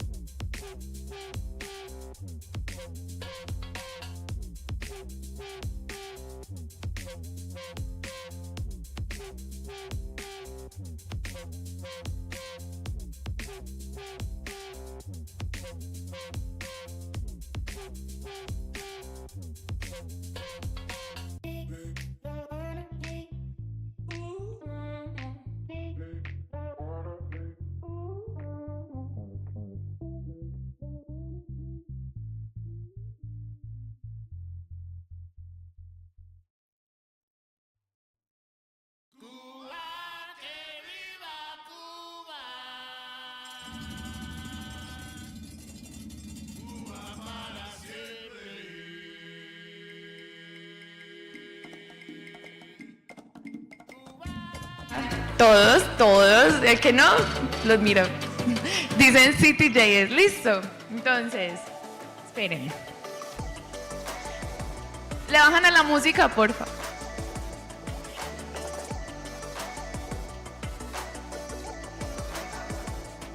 Bueno. ¿Cuál hay? Bueno, miran a ese. Listo. A este.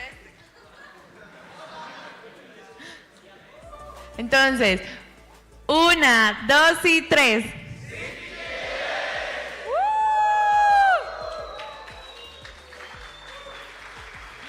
Maravilloso.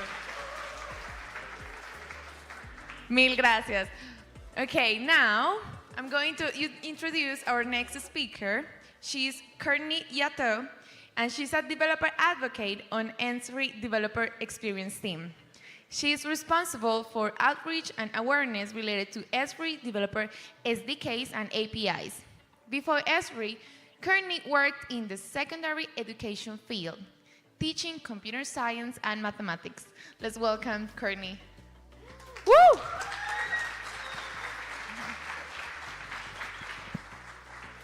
Awesome, thank you. Hello. I am so excited to be here at CityJS Medellin. This is my first time actually in, well, not only Colombia, but South America as well. So, thank you. It's beautiful. I've been so happy to see all the beautiful sights and everything. So, now before I get started, just one little fun fact. I always like to start my talks off with this. So, in case you're not aware, every day is really usually some kind of holiday. So today is actually International Make a Difference Day, and it's kind of fun because the GIS tech that I work with actually allows you to really create these applications that do help make a difference, make an impact in the world. So I'm going to show you a glimpse of that today. So here we go. All right. So what I went ahead and did is I went ahead and just put the QR code for my talk up here right now, so you can follow along. And I'm actually going to be doing a little bit of live coding as well. So if you have your laptops, feel free to. You will have to, clone the repo, but it's just a few simple JavaScript samples that we're going to go through. So we'll start with GIS fundamentals. Then we'll look at a few different libraries, along with the demos are going to be kind of in between. And then we will finish up with the resources. Okay, so I already had a lovely introduction, but I will briefly tell you that, yes, I do work at Esri. I've been there for 2 years now. I am a developer advocate, and I help raise awareness about our APIs and SDKs for JavaScript web development mostly. And then previously, before that, I actually was a high school math and computer science teacher, and I taught for 10 years in the public school space in the United States. I'm actually from the Washington, D.C. area, so I taught in that area. All right, so let's get into what is GIS a little bit. Now, GIS does stand for Geographic Information System, and it's more than just like putting dots on a map. It really is taking this fundamental map with all of the information about stuff and where everything's at, and taking data and overlaying it, and then analyzing what happens. So you could say take different geographical regions and layer, say, where the hospitals are, and then where the different roads are. And you can do all sorts of different, what's called like spatial analysis with it. So, why should you use GIS? Well, that really goes back to the international holiday today to really make a difference in the world. Many different industries do use it for many different ways. So logistics, it does help with like optimized routing, delivering your packages on time, environmental conservation, and urban planning. And so really it's all over the place. These are just a few examples, but you can find it everywhere. And honestly, all of us use things like Google Maps every day. So that's a really simple form of it. Okay, now let's get into GIS data, so what you're going to see on a map. So typically what you see on a map are going to be 3 different types of data. You're going to have your points, which would represent things like different coffee shops or specific locations. Polylines, or we could just call them lines, that could be roads. And then polygons, so different regions or sections. And we call in the geospatial world, we call a collection of this type of data a layer. And you can layer layers on top of each other to then really create some form of analysis. You say, what's happening around this area based on this layer and this layer? All right, so that was the fundamentals of GIS for you, just a little bit of kind of overview. Now I'm going to talk a little bit more about it as we go through, but we're going to talk now first about the mapping library, MapLibre GLJS. Now this is an open source library, and it is actually a fork from Mapbox 1.x. So a few years back, I believe maybe around the year 2000, or 2020, Mapbox actually went closed source. And so there were several developers who decided, hey, we still want to keep an open source fork of this, so that's what they went ahead and did, and that's what I'm going to be using today. Now, one nice thing about this is MapLibre is actually powered by WebGL, which means it utilizes your GPU to show the graphics, so it can handle really large data sets quite a bit better than just utilizing the CPU. And that comes with also really good interactive 3D capabilities. And another cool thing is it's very easy to customize. So in a little bit, I'll tell you more about what vector tiles are, and I'll show you some fun customizations that you can do with those. And of course, because it's open source, there are tons of different community plugins out there that you can actually use to extend the functionality of MapLibre. And one of them I will show you here in a few minutes. Okay, now to set up MapLibre, MapLibre GLJS, you have 2 main options. You can use the CDN, and that's really good for like prototypes, demos, like I'm going to do today, small apps, or NPM, of course, for things like larger applications, or if you're using frameworks like React and that kind of thing. All right, of course, the CDN, there's no installing, and NPM does require an install. And with the CDN, you do utilize it, of course, through script and link tags, and then you can install MapLibre with that install.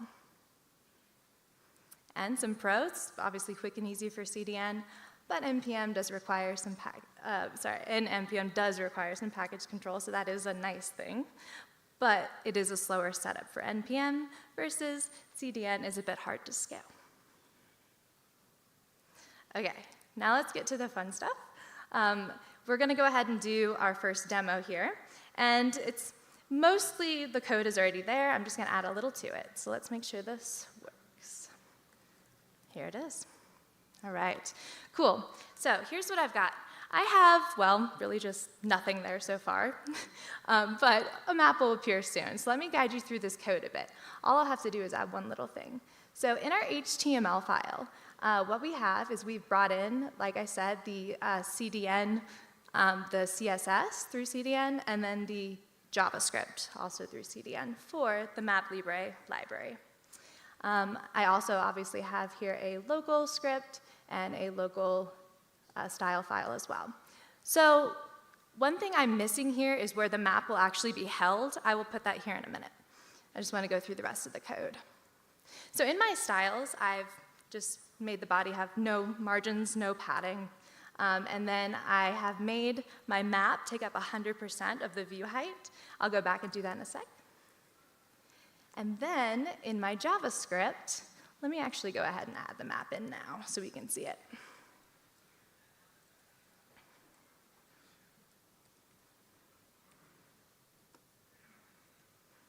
Here it comes. There it is. Okay, there's our map. And all I had to do was add that div in there and give it the ID of map. And so in our JavaScript, what's happening here, I'll zoom in a bit, is we are using a MapLibre map object and setting the container to the exact ID that I set in my HTML. And then what I've done here is I've given it a longitude, comma, latitude. And then I have a zoom level here. Now the zoom level in MapLibre is anywhere from 1 to about 24 or 25, depending on the style of your map. And speaking of style, here I'm actually using some what's called demo tiles. And this is actually just a free option that MapLibre offers for just testing purposes. I'll show you more styles in a bit. All right, and that was the first little demo. Now let's talk about feature layers. This is where things get a little bit more fun because you're able to add some data to your maps. Okay, so feature layers are highly interactive.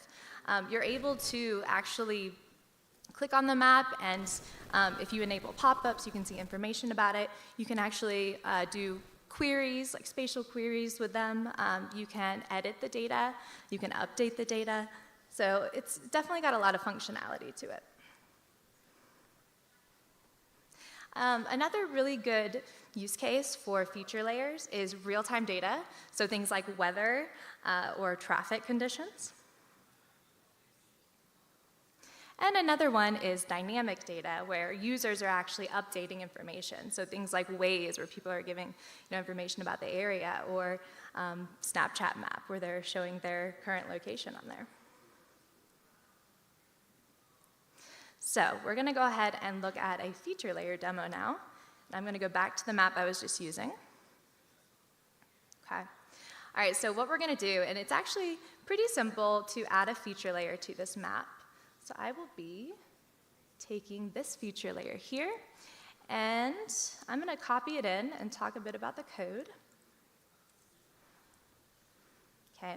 So what this feature layer is it is all of the earthquake data, or I shouldn't say all, a lot of the earthquake data around the world with information from the past week. So all I had to do here really was load the map with a source, say that it's a GeoJSON type, which I'm sure we're all familiar with JSON. GeoJSON is really just the same thing, but with location data added to it. So it's really got that like longitude and latitude information. And then I've got my actual link for the GeoJSON file. And this one's just a public one. Okay, and I've added the layer here, and this source does actually need to match that name as well. The type is circles. You can also have, of course, lines, like I was talking about polylines. Circles relate to points. And then you can also have those polygons as well.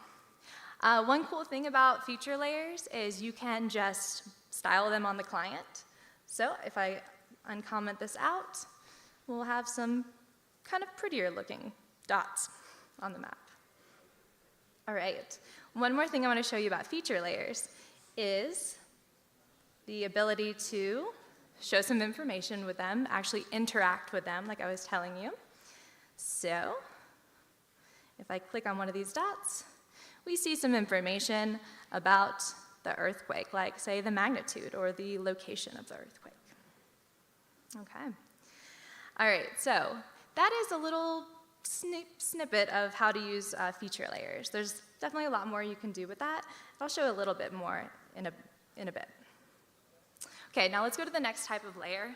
The next type of layer is vector tile layers. And actually, before I continue, I do want to say that I'm only showing two types of layers today, feature layers and vector tile layers. And there are actually way more. There's like raster and all sorts of other types. I just decided to pick two that were really more focused for MapLibre. So yeah. So the nice thing about vector tile layers is they take data just like a feature layer, but it's able to actually, what happens is you take that data set and you send it to the server and it pre-renders these tiles together. So instead of just feeding all of those points and lines information to the client, it actually pre-renders some of that information and then sends it to the client. So what's able to happen is it loads much faster. So this actually here is a vector tile layer of the address points in Medellin here. I happened to find that layer online, so it's kind of cool. Now, it's a very large data set. It's got like over 400,000 different points. So if I were to load this with a feature layer, it would be very slow. And I'm going to show you an example of that here in a second. Okay. Let's take a look. So the feature layer that I actually am using to show you this, this loading capability and how slow it is for feature versus vector tiles, it's actually a US schools feature layer that I found online, so it's just a public one. So all I'm going to do is copy and paste that into where the data is here, where the earthquakes data was. I'm going to load it, and I will tell you guys, this took a few seconds earlier, so it's definitely going to be pretty slow because, again, this is a feature layer. As you can see, it's, yeah, pretty slow. It's like, okay, there we go, finally. So there are several 100,000 schools in the United States, so that's why it took quite a bit. But if we use the vector tile layer, let's take that in. And it's a very similar setup to the feature layer. Let me bring that in. All right, and let's see how quickly that loaded. So much faster. There are downsides to vector tile layers. They're not as interactive. You have to, any data that you want to be associated with that vector tile layer, it's not editable. You'd have to completely re-render the whole thing on the server side and everything. So there are downsides, but if you're just trying to display a bunch of information, and you can actually kind of like cook in or make it to where the vector tile layer itself does have data associated with it, so you can make it kind of interactive, but it's not queryable, it's really not editable or updatable in an easy way. Okay. So let's go on to the next library that we're looking at, which is ArcGIS REST.js. Now, ArcGIS REST.js is an open source library that actually Esri does own, or they created, and it's actually pretty cool library because you're able to use it within any different mapping like environment that you're using. So say you're using, there's plenty of other mapping libraries like Leaflet or OpenLayers. You're able to just take this functionality and put it in. Oh, and right now it's a part of Hacktoberfest. If anyone's doing Hacktoberfest, feel free to contribute. All right, it's very lightweight and modular, so it's pretty neat because you're able to give this extra functionality to your maps in a very, well, lightweight way. And the modularity allows you to just pick and choose kind of what you want to use. Okay, and the nice thing about it is it's actually what's considered a wrapper around the ArcGIS REST APIs, so it just makes it a bit easier to use. As you can see, the code, like you don't actually have to use fetch, and you don't have to do any error handling. Okay, and then finally, this is kind of funny, at least I thought it was funny when I learned, ArcGIS REST.js is just location services, meaning it gives you the ability to like search for addresses, or in other words, geocode. You can find routes and stuff, but it actually doesn't have a map with it. So that's why I was saying you can use it with MapLibre. You can use it with Leaflet, but it doesn't actually have its own map. Okay, a little bit of setup. Again, you can install with NPM or CDN. I mentioned a second ago that it is modular, so you are able to bring in the pieces that you want to use. There's no CSS needed because, well, there's not a map. And you do need authentication, which is pretty simple to do. You just create either a location platform account or an ArcGIS online account, and I have those in the resources at the end. And those are, or at least the location platform is free to try out like all the fun stuff. Okay, so let's try out a geocoding demo. This one's pretty straightforward. All right, so here's what I've set up. In my HTML file, I have brought in the CDN. We have our 2 scripts here. So I've got my request, which handles the authentication from ArcGIS REST.js. And then I have my geocoding package. And again, geocoding is converting an address to longitude and latitude. Make that clear. Yeah. Okay. So what I'm going to do here is I've got my access token, and then I've got my authentication. And inside of this, I've used the geocode function from ArcGIS REST.js. And I really only have 2 properties in here. I've got my single line property and my authentication property. So in the single line, I can type anything I want. Now what's going to happen is, though, it's going to search for that text and just see anything kind of related to that or that kind of matches it. So, for instance, let me go ahead and just type in this hotel here, but don't actually give it the full address. Refresh. There it goes. Okay, so what's happened here is we were given actually 2 candidates. So it found the hotel that I was looking for, but then it also found this IBIS location. So it's like, oh, well, that's also in Medellin, but I was looking for the hotel. So if you want to get a bit more specific, you can go ahead and just put in the full address in the single line. That is one option. Let's do that real quick. There it is. So now I only have the 1 candidate here, which is nice. It gave me the exact thing I wanted. Or you do have the option, there's plenty of parameters that you can use, or properties that you can use within here.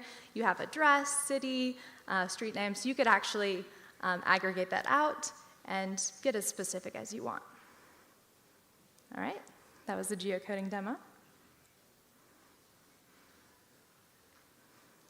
All right, now on to one of my favorite things, is the ArcGIS Vector Tile Style Editor. This is at vtse.arcgis.com, and this allows you to create custom-styled vector tile base maps or vector tile layers. So you got this custom styling that you can do. You can style it in such a way that different parts, like different roads or different sections of, say, a region or something, can look different based on the zoom level. So it's pretty cool. It's really easy to interact with. It's all processed on the server, so just like with vector tiles and the data, it's a part of that. So it's really fast to load. And then you do need that ArcGIS account to actually use this. Okay, so we're going to do my last demo. And actually, it's going to include pretty much all 3 things that we've just talked about. Okay, so what I've done is I've started with the same simple map that I had at my first demo. So we've got just our demo tile layers. I don't have any feature layers. I don't have any data on here. And I did have to bring in quite a bit of other packages through CDN. I'll mention those kind of as I go through. My styles is still the same. And let's talk through this. Okay, so I just said we are using the demo tiles, but let's do something a bit more fun. Let's use a custom style. And the custom styles, they are ArcGIS styles that you then take and change like the colors to. So let me show you a couple of just the straightforward ArcGIS styles first, and then I'll show you my fun custom one.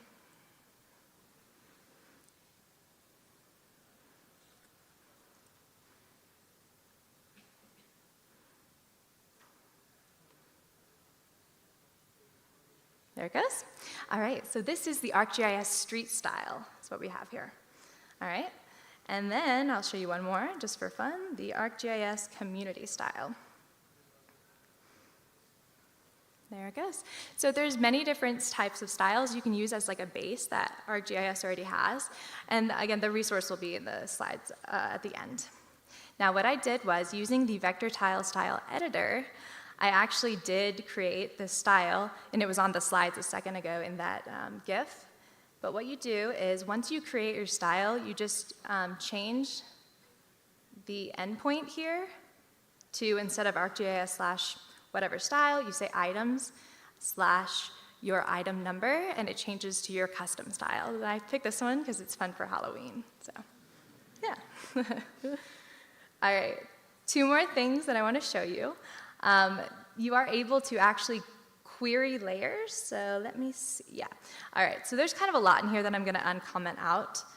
It's using a Mapbox draw tool, and then I've got a layer in here that I'm loading, 2 layers technically. I'm gonna load the municipalities in the Columbia area, and then I'm going to query it.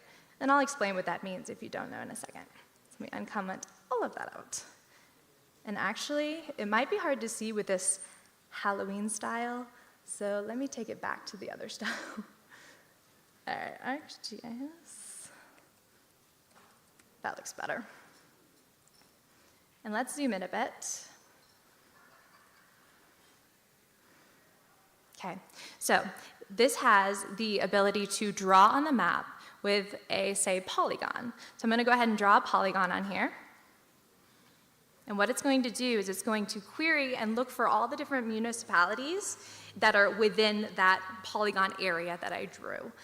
The specific terminology for that, there's many different types, so you can do query-wise.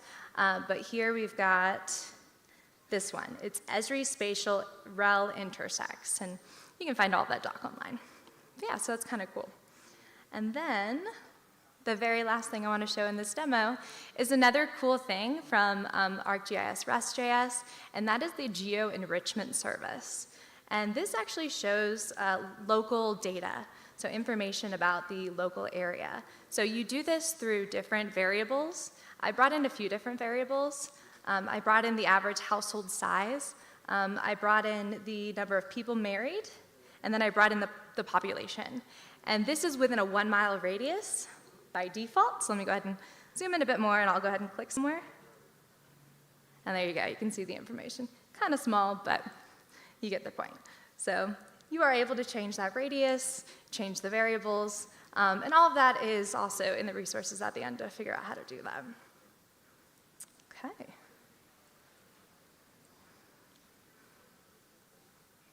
All right, so this brings me towards the end of my talk. These are all the resources.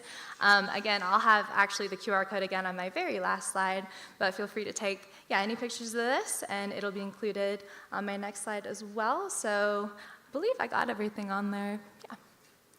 So thank you so much, CityJS Medellin.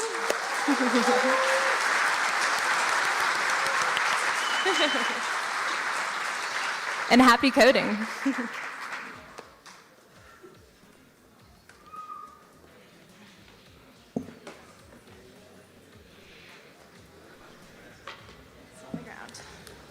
Thank you, thank you, thank you. Bueno, continuando el día de hoy. Ahorita yo a casi todos los speakers les he preguntado, ¿de dónde vienen? Vengo de tal lugar. Primera vez en Medellín, primera vez en Colombia, y casi todos me han dicho, sí, es la primera vez, incluso algunos me han dicho, first time in South America. Pero a Mariano le pregunté ahorita y me dije, no, es la 10ª vez por acá. Yo, ¿cómo? 10ª vez.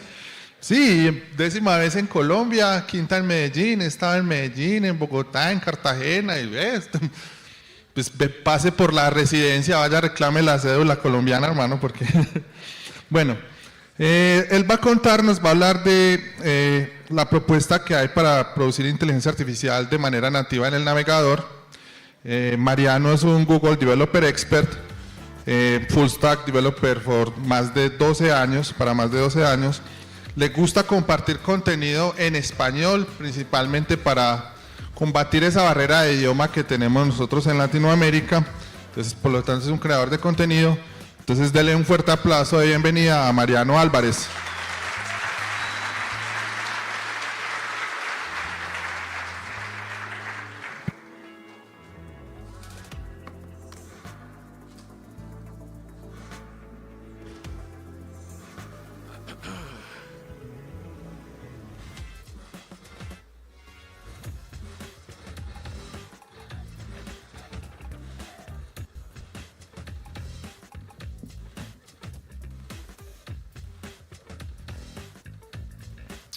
Ok, ¿me escucho, sí? Ok.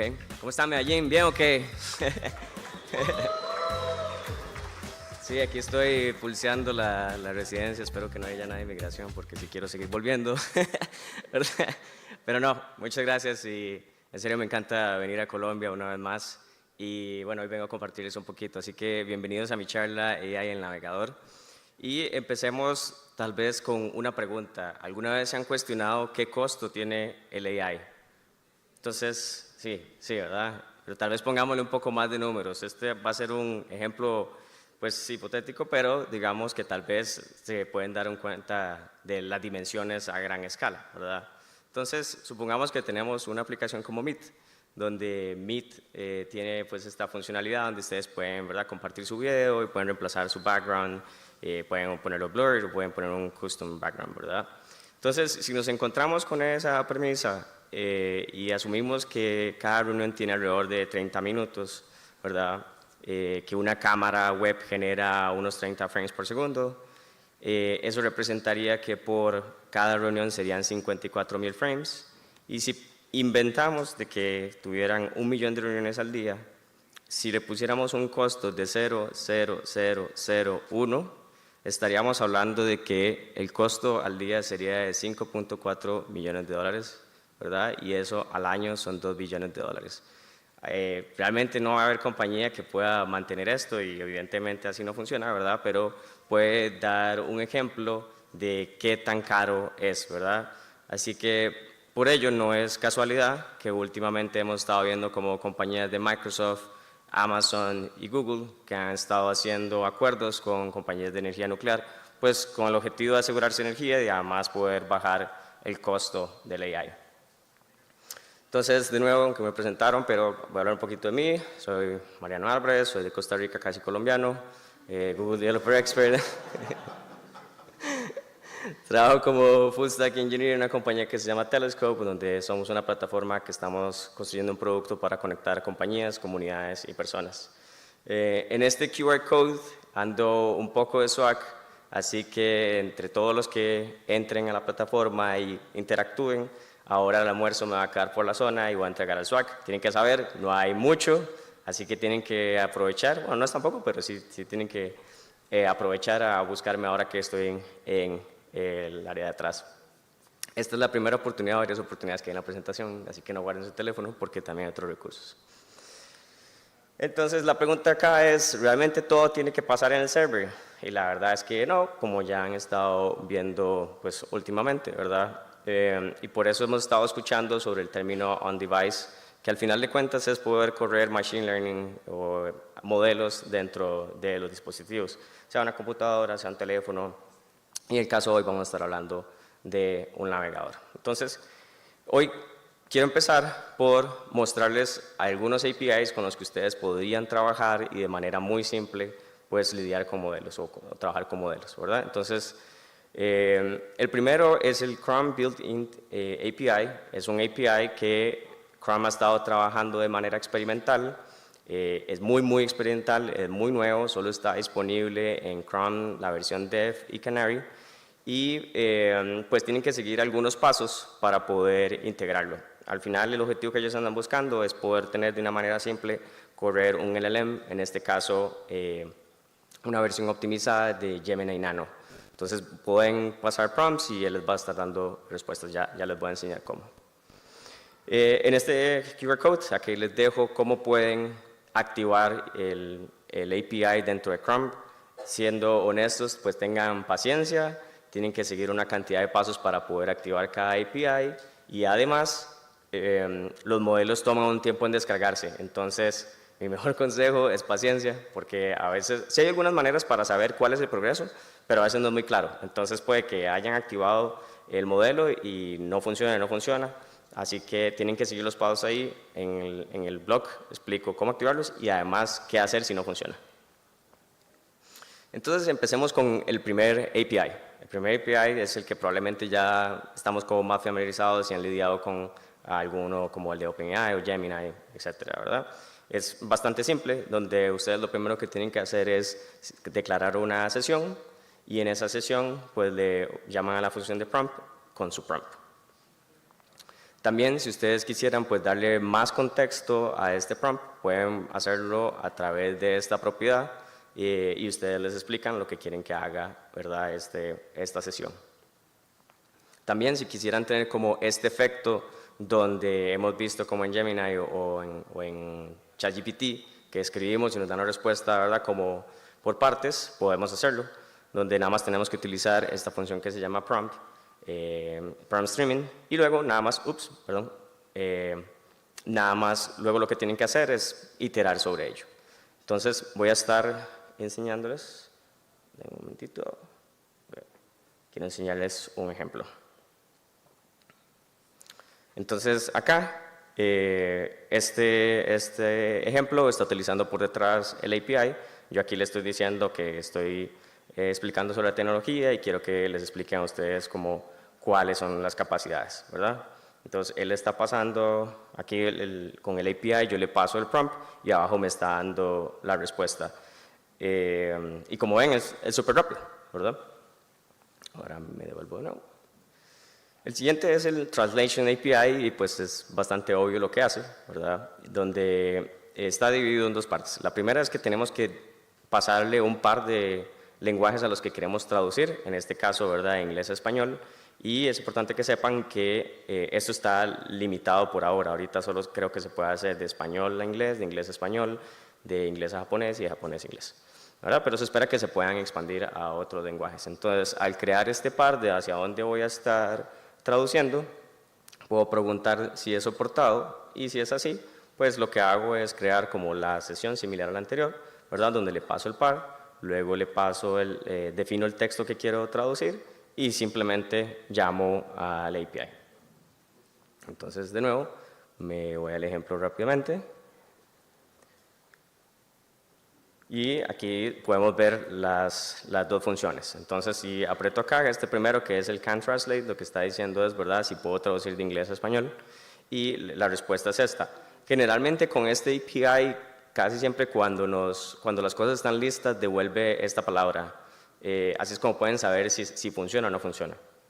Y en el caso de la traducción, es bastante rápida. Como ven, está en inglés, lo estoy pasando a español, pues de español a inglés no va a funcionar, pero obviamente porque el texto está en inglés. Pero si lo paso a japonés, es casi inmediato, ¿verdad? Igual sería si lo hiciera al revés. El Language API lo que nos permite es poder detectar el lenguaje de un texto. Entonces lo que hacemos de nuevo es nada más definir el texto, llamamos a la función para que lo detecte, y este es un poco diferente, igual nos devuelve como un array, y ese array lo que va a hacer es devolvernos un código de lenguaje y la certeza de, digamos, de qué tan seguro está si ese es el lenguaje o no. Entonces, si me voy a la imagen y lo corriera en el navegador, ustedes obtendrían un resultado como este, en el que le pasé un texto en francés, y si bien el primer resultado es FR y 0.9, porque obviamente también es difícil como estar 100% seguro, pero pues lo que hacemos es definir como un threshold, ¿verdad? En este caso dice que 0.9 es muy probable que sea francés. ¿Sí se ve, verdad? El Summary API, al final de cuentas, lo que anda buscando, y es bastante simple, es que podamos agarrar un gran texto y que nos devuelva pues con un pequeño resumen, ¿verdad? Entonces, ni tomo mucho tiempo explicarlo porque es bastante simple, esto es lo único que hay que hacer, y quisiera que lo vean funcionando, donde aquí tengo un prompt, ¿verdad?, o un texto que es bastante grande, y bueno, en este caso ya lo había probado, pero si simplemente lo borro, él va a empezar a volverlo a generar, y aquí lo que va a hacer es devolvernos unos bullet points con la información principal, lo que pudo extraer de todo este texto. Pueden pasarle más. Y por último, no voy a entrar en tanto detalle con pero este es un API que lo que permite es, al ser write, o sea, escribir contenido, y el rewrite, pues modificar ese mismo contenido. Ustedes pueden decirle, quiero que defina algo, y con rewrite pueden redefinirlo de nuevo. Si quisieran poder tener acceso a este API, pueden entrar a este QR code, lo que van a hacer es llenar un formulario. Ese formulario es bastante simple y eso le va a dar acceso a los documentos y al Google Group Es importante que sepan que este API es experimental, como les mencioné, así que está cambiando. Inclusive la semana pasada estaba revisando pues, los ejemplos y mi blog post y todo, y me di cuenta que ya había cambiado algunos nombres. Entonces no se sorprendan que algunas cosas a veces no funcionen. Es importante que revisen la documentación. También en ese mismo link van a poder encontrar un hackathon que todavía le quedan 30 días, un poco más de 30 días para participar. Hay premios bueno, no completamente, pero hay $65,000 en premios. Lo que andan buscando es poder que utilicen el API y se cree una extensión, así que los invito a participar. Ahora, ¿qué beneficios tiene todo esto? Hablamos un tema como de privacidad, por ejemplo, ¿verdad? No tenemos que ir al servidor a entregar ninguna información. Pueden pensarlo, por ejemplo, en registros médicos, ¿verdad? Esa información sensible, información bancaria. Son cálculos que podemos hacer directamente en el navegador y no hay una necesidad de exponerlos, ¿verdad? Lo siguiente es la disponibilidad. Al modelo estar descargado en el navegador y estar integrado, pues al final, en algún momento va a estar simplemente cada vez que descarguemos Chrome, va a ser parte de, así que va a estar disponible. Y por supuesto que la baja latencia por la misma razón anterior. No tenemos que ir a obtener el modelo, sino que ya va a estar parte del navegador. Ahora, no es la única opción para lidiar o trabajar con modelos de manera tan simple. Les traigo otras opciones. Tal vez hayan escuchado de Transformers. Transformers es una librería que en realidad es de Python, pero la misma comunidad de Hugging Face trabajó para poderla poner disponible en JavaScript. Entonces, la librería funciona muy similar, tiene las funciones, se llaman muy parecido y es bastante simple para poder trabajar con ella. También tal vez hayan escuchado sobre MediaPipe, que MediaPipe es un framework que Google ha estado trabajando para poder justamente hacer on-device, ¿verdad? Poder correr estos modelos en dispositivos. Entonces ellos mismos también tienen modelos preentrenados y están disponibles en diferentes plataformas como Android, Web, Python o iOS. Recientemente pusieron a disposición el LLM Interface API, que lo que permite es poder correr modelos de gran tamaño en el navegador. Y probablemente ya han escuchado de TensorFlow, ¿verdad? Una librería que permite pues, correr igual modelos preentrenados o de lenguaje natural de una manera muy simple con JavaScript. Ahora, ¿qué podríamos hacer con todos estos APIs? Imagínense que ustedes están en un sitio web y lo que van a hacer es construir este feature, que lo que permite es dejar reviews en una página para hacer compra de productos, ¿verdad? Y lo primero que nosotros queremos hacer es poder determinar si un comentario es tóxico o no, si ustedes son tóxicos o no, básicamente. Entonces, y esto es porque obviamente queremos mantener de una manera limpia todos los reviews, sean buenos o malos, pero no tóxicos. Entonces, lo que podríamos hacer es utilizar el modelo de TensorFlow, que nos permite determinar si un texto es tóxico o no, le definimos qué tan certeros queremos que sea, y solo en esta cantidad de líneas ya podríamos obtener un resultado como este, que nos indica que sí, en este caso, sí es un tóxico. Lo segundo es que quisiera saber si el review es positivo o negativo, algo como esto. Así que lo que podríamos usar es utilizar Transformer.js con un modelo preentrenado que nos permita poder determinar el sentimiento de review y según también el nivel de confidencia, pues le ponemos le ponemos si es positivo o negativo. Pero imagínense que tal vez es un sitio en español, la persona solo sabe hablar inglés, pero igual quiere dejar su review. Así que podríamos utilizar el Translation API para poder cambiar ese texto a español. Por último, quisiéramos poder sugerirle al usuario cuál es una cantidad de estrellas justa para lo que está dejando el comentario. Así que podríamos utilizar MediaPipe para poder cargar un modelo de gran tamaño como es el de Gema, que es un modelo open source de Google, que nos va a permitir esta librería poder cargarlo de una manera simple, pasarle un prompt y a la vez tener un valor. Es importante que sepan que al menos en un modelo como este tienen que darle un contexto. No es tan simple como los anteriores, sino que sí tienen que explicarle qué es lo que ustedes quieren. No solo ponerle como deme una cantidad del 1 al 5, no. Más bien denle en todo un contexto de qué es un 1, qué es un 5, qué es un 3. ¿Cuáles son otros beneficios de hacer esto? Bueno, si bien el deployment es bastante simple, en términos de que probablemente el modelo nada más tiene que estar hosteado en alguna otra parte, tenemos hardware acceleration, o sea, podemos tomar parte y beneficios del dispositivo donde estamos corriendo los modelos. Y una de las partes que más me gusta es que no tenemos que lidiar keys, ¿verdad? Nos podemos desentender de ello.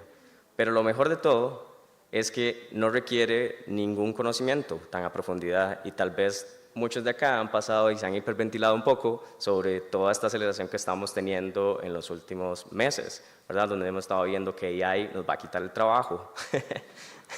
No tengan miedo, todavía no. Pero lo que más me gusta es que tal vez habemos personas que no vamos a ser tan apasionados de poder entender cómo funciona una red neuronal o tener toda la matemática para poder entender cómo hacer machine learning, sino que más bien podemos tomar ventaja de estas funciones y estos APIs que pronto los vamos a seguir viendo cada vez más común, ¿verdad? Deben de saber que tampoco es para todo, no pueden resolver el mundo asumiendo de que lo van a poder correr en su dispositivo, ¿verdad? Así que algunos tips prácticos para poder determinar si ustedes lo pueden utilizar o no es entender las limitaciones, ¿verdad? Deben de saber de qué puede hacer un modelo y qué no. Si notaron, al menos en la mayoría de APIs, excepto el último que corría el modelo gran tamaño de GEMA, el resto son modelos que están enfocados a una sola tarea y eso es lo que ustedes probablemente van a estar viendo pronto, ¿verdad? Modelos pequeños que podamos entregar al frontend. Pero siempre también es importante tener un plan B. Como les mencionaba, es importante considerar los dispositivos. No es lo mismo correr una computadora como esta, que es una M1 con 16 de RAM, que un Nokia cuadrado que funciona con 3G, ¿verdad? Y además la descarga, porque al menos un modelo como el de GEMA pesa 1.3 gigas, ¿verdad? Entonces, no es como que simplemente podemos hacer al usuario esperar a que se le descargue, o imagínense que estén en datos y no conectados a una red normal. Aquí es donde el punto es válido hacer un sistema híbrido. Por ejemplo, ustedes lo que podrían hacer es, mientras está descargando el modelo, podrían utilizar el server. O bien, si el dispositivo no tiene las capacidades correctas, entonces mejor utilicen el server. Entonces, en conclusión, lo que podemos decir es que podemos empezar a tomar ventaja de los dispositivos y en realidad esto es algo que siempre ha pasado. Siempre hemos corrido lenguajes dentro de los clientes. Así que vamos a empezar a ver cómo podemos trasladar ese costo más a los dispositivos locales. Tenemos el otro punto que es muy importante de privacidad, latencia y disponibilidad. Podríamos tomar ventaja de ello para poder, por ejemplo, hacer analytics más anónimos y correr modelos que nos permitan analizar datos localmente y solo pasar lo que sea necesario. Pero lo mejor de todo esto es que simplemente es simple, vale la redundancia. Entonces, quiero agradecerles muchísimo por la invitación. Voy a estar por atrás del almuerzo y siéntense libres de conversar conmigo. Muchísimas gracias por todo.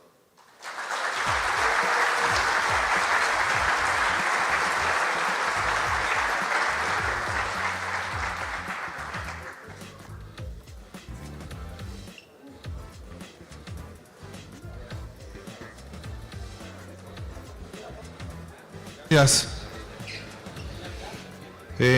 Bueno, por acá me acabo de encontrar un batch de David Alejandro Román Londoño.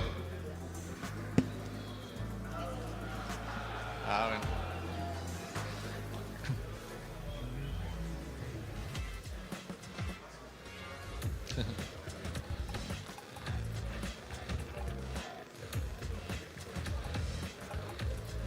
Hay un truco muy bueno para que no se le pierda. Sí, póngalo.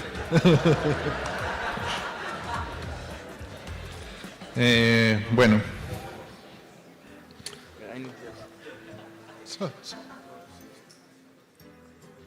Okay. Okay.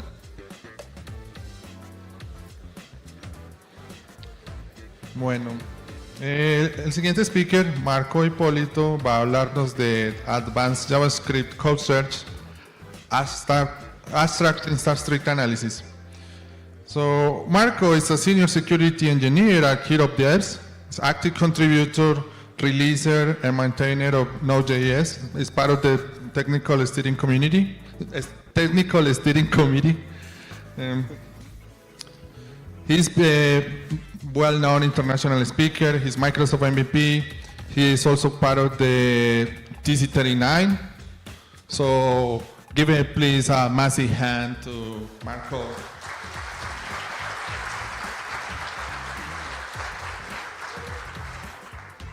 All right. Hello, everyone. Hello. So, yeah, today we will talk about abstract syntax tree. If you are not familiar with what it is, don't worry, because it will not be hard. So, well, I don't need to introduce myself.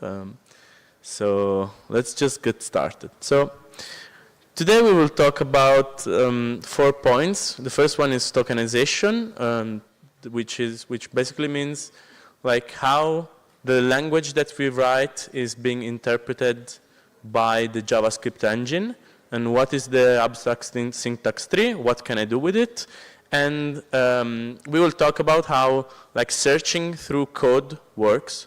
So when you're looking for a string inside a big code base, how can you find it? So if you're all familiar with JavaScript, you will know that this code is not quite right. There is a syntax error in this code, and this is taken in Visual Studio Code, and there is a red line. Okay, but how does Visual Studio Code know that this is an error? Like, how does it know that there is something that is not quite right? And let's say that we still want to try to execute this code. What happens? So if we try to execute this code, well, it will result in a syntax error, of course, because this is not a valid JavaScript. But if we try to go deeper and see, like, when I execute this code, what happens? What is really going on in Node? So if we try to go deeper into the stack trace, we see that it calls an internal function of the VM module. And then, like Node.js being written in C++, it goes into a C++ file, and there is a call to V8. So V8 is the JavaScript engine, so it's what actually understands the JavaScript code and performs actions on the, for example, calls, and basically translates the code into actions that you can do. So if we go into this compile function documentation, we go to the V8 documentation, and so basically it takes the function, it takes the code that you write, wraps it into a function, and tries to execute it. So like in this example, you pass some code, it wraps this code into a function that can be executed, and it tries to execute this function. So how V8 works is basically you pass some source code, which is the code that we passed in the example. Then V8, this one basically, which is broken code. And V8, what it does is try to split the code into smaller tokens. For example, const is a keyword, right? It means something in the language. Equals means something else for V8. It's not like just, it's a symbol that has a syntactic value, and it's called a token. So if we go into V8 source code, we see that there are a bunch of tokens in the language. For example, equal is one of these special tokens. Parentheses are tokens because when you write a parenthesis, it means that you want to do something. Or for example, when you use like triple equal, means that you want to perform an action. You cannot name a variable with one of these tokens. It's impossible to name a variable. You cannot call it just equal. You cannot call it break. Those are reserved keywords because they have a meaning.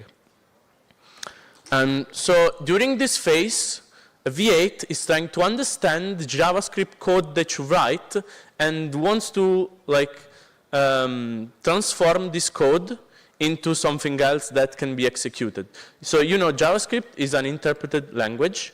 So it means that like the string, the code that you write needs to be translated into machine code to be executed. So in this talk today, we will only talk about the parser step of the JavaScript execution.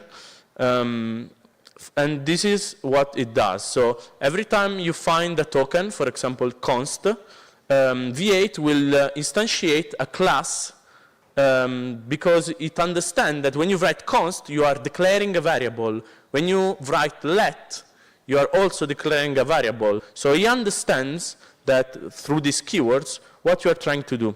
For example, equal is an assignment, okay? So double equal, triple equal are all operation. In this case, if V8 understands that equal is an assignment, so you're trying to perform an assignment. The issue is that like you do a variable declaration and then an assignment, that doesn't work because there is something missing, which is the name of the variable that you're trying to declare.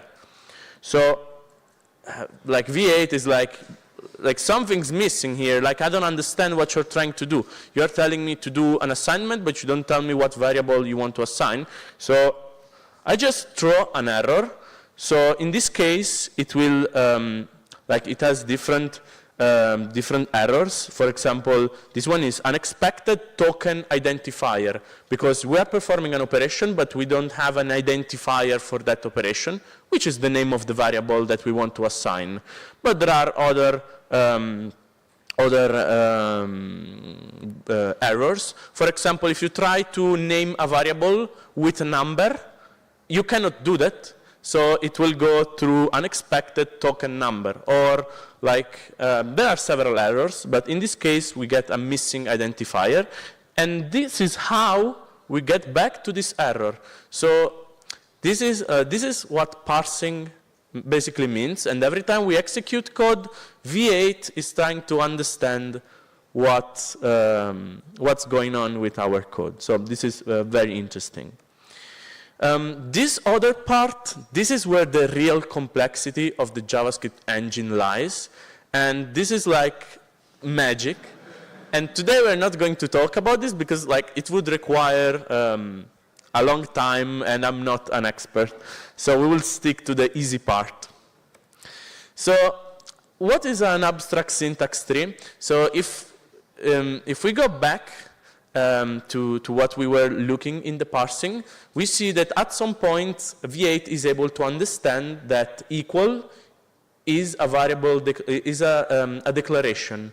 So if we take this source code, so now we fix the mistake in our code, we can look at what V8 once has parsed our code, because now it's valid, we can see what our code really looks like. So we have a program which basically is we're trying to execute some code. We have a variable declaration which is const fs equals. We have a variable declarator which is the name of the variable, which is fs. And then we have an expression, so we call a function. We have call expression require. Require is the name of the function. And then we have the arguments then, that require takes, so, which is node fs, when we're trying to require fs. So this is what JavaScript is in reality. It's just a tree made of nodes, and each node is an operation that we are trying to do. In this phase, when we parse JavaScript code, our code in reality gets transformed. Like the code that we write is, it's called sugar. So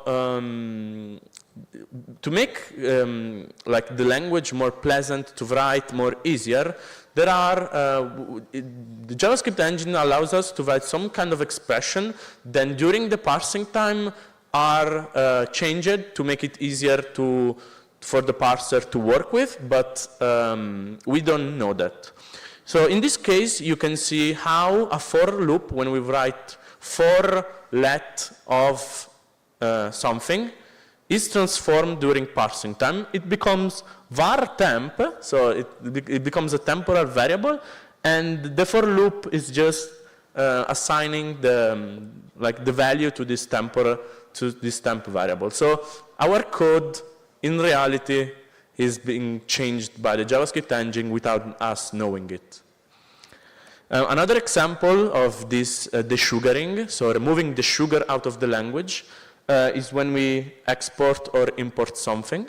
So there are this kind of transformation. If you are curious, you can go through the V8 source code. You can just scroll and you will see a lot of this operation being done.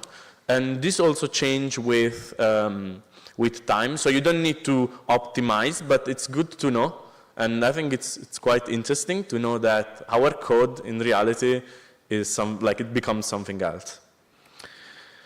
So I think we ever tried to open some source code with a text editor, and we can see the text editor is just like blank white code, while if we use an IDE like Visual Studio Code, it's like colorful and it tells you if there are errors, etc., etc. So what's the difference between a text editor like block notes and IDE that understands your code? The main difference is that the IDE is able to parse your code, create the abstract syntax tree, and with that, it has rules, so it's able to understand JavaScript. So for example, VS Code has to have a parser for each languages to be able to understand and make the language colored. Otherwise, it will be just a block note which doesn't understand the language, doesn't know it's JavaScript, doesn't know what JavaScript rules are, and that's why it's all white and not colorful. So we can create, we can see how the abstract syntax tree of our code is. You can use this library, which is Babel Parser, which is a library that basically, like if we pass some code, it returns the AST. And with that, as a JavaScript object, and with that we can like analyze code, and that's how like IDEs understand your code. So this is a quite popular library. It has 52 million downloads per week, and I suppose it's used by a lot of frameworks and programs. So what we can do is we do a read file sync. So we read some file. In this case, we read the file called code.js. What's inside doesn't matter. And we can just call the function parse, and it will return a JavaScript object with the AST from this code that we are trying to parse. For example, we can see in this case that there is a variable declaration, like the one that we've seen before. We can see that it's a const. So we are declaring a variable and we are declaring a constant. And we can also see the position of this variable inside the file. So we know it's at line 2 and it's at column 0. And so we know exactly inside the file where this variable is. Another cool thing that we can do is take this abstract syntax tree and transform it into code. So like we can do the opposite. We can take code, generate the AST, work with it, and turn it back into code. So, and this is something that you do every day without knowing it. So an example of this, it's like the way that you do it, you can just require the function generate, and you pass the AST from the file that you have read before, you pass it into this function, and you write back into the file called code.js. So you read, parse it, and rewrite it back. And in the meanwhile, you can perform all the operations that you want. An example are linters. How do you lint JavaScript code? How do you know that, for example, it's in a wrong position, you have put too many spaces, you are not formatting properly, or like you want not to allow for example, like old syntax, or you don't want to have, I don't know, like all the linting rules that we use every day.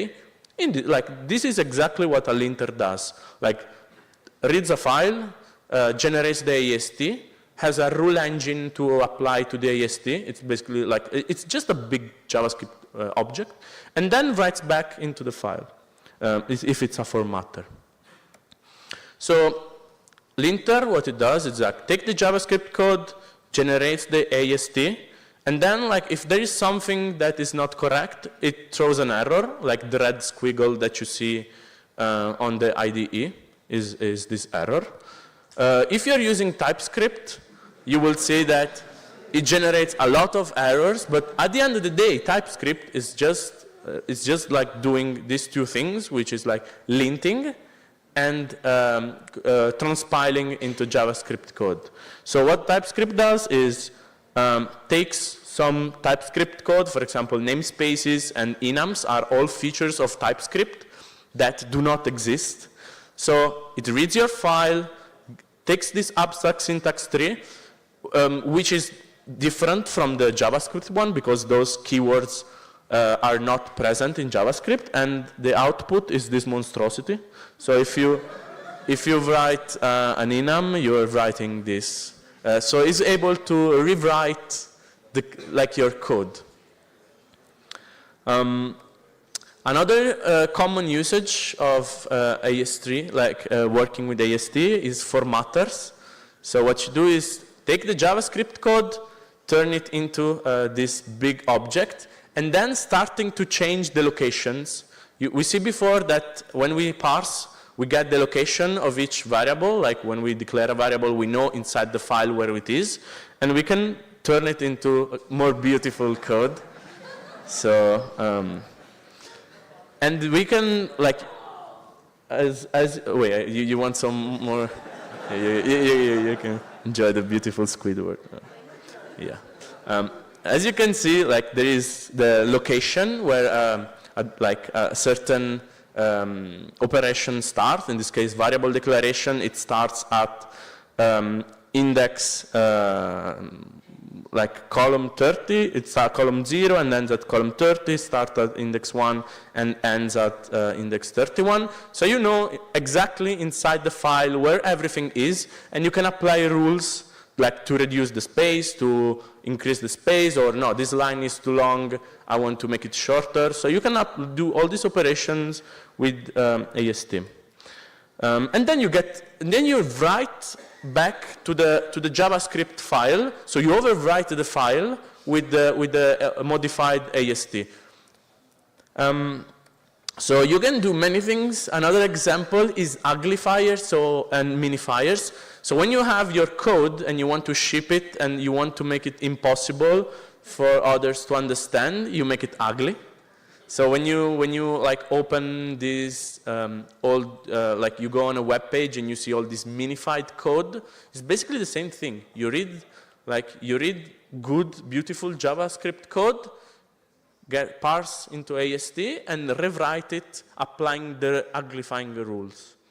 So another example are vulnerability scanners. When you perform static analysis, you're going through the code and trying to understand like what it does. For example, you know that if you are requiring network and it's not supposed to, you should tell the user, hey, this package is requiring network or is reading from, like is doing reading from the file system.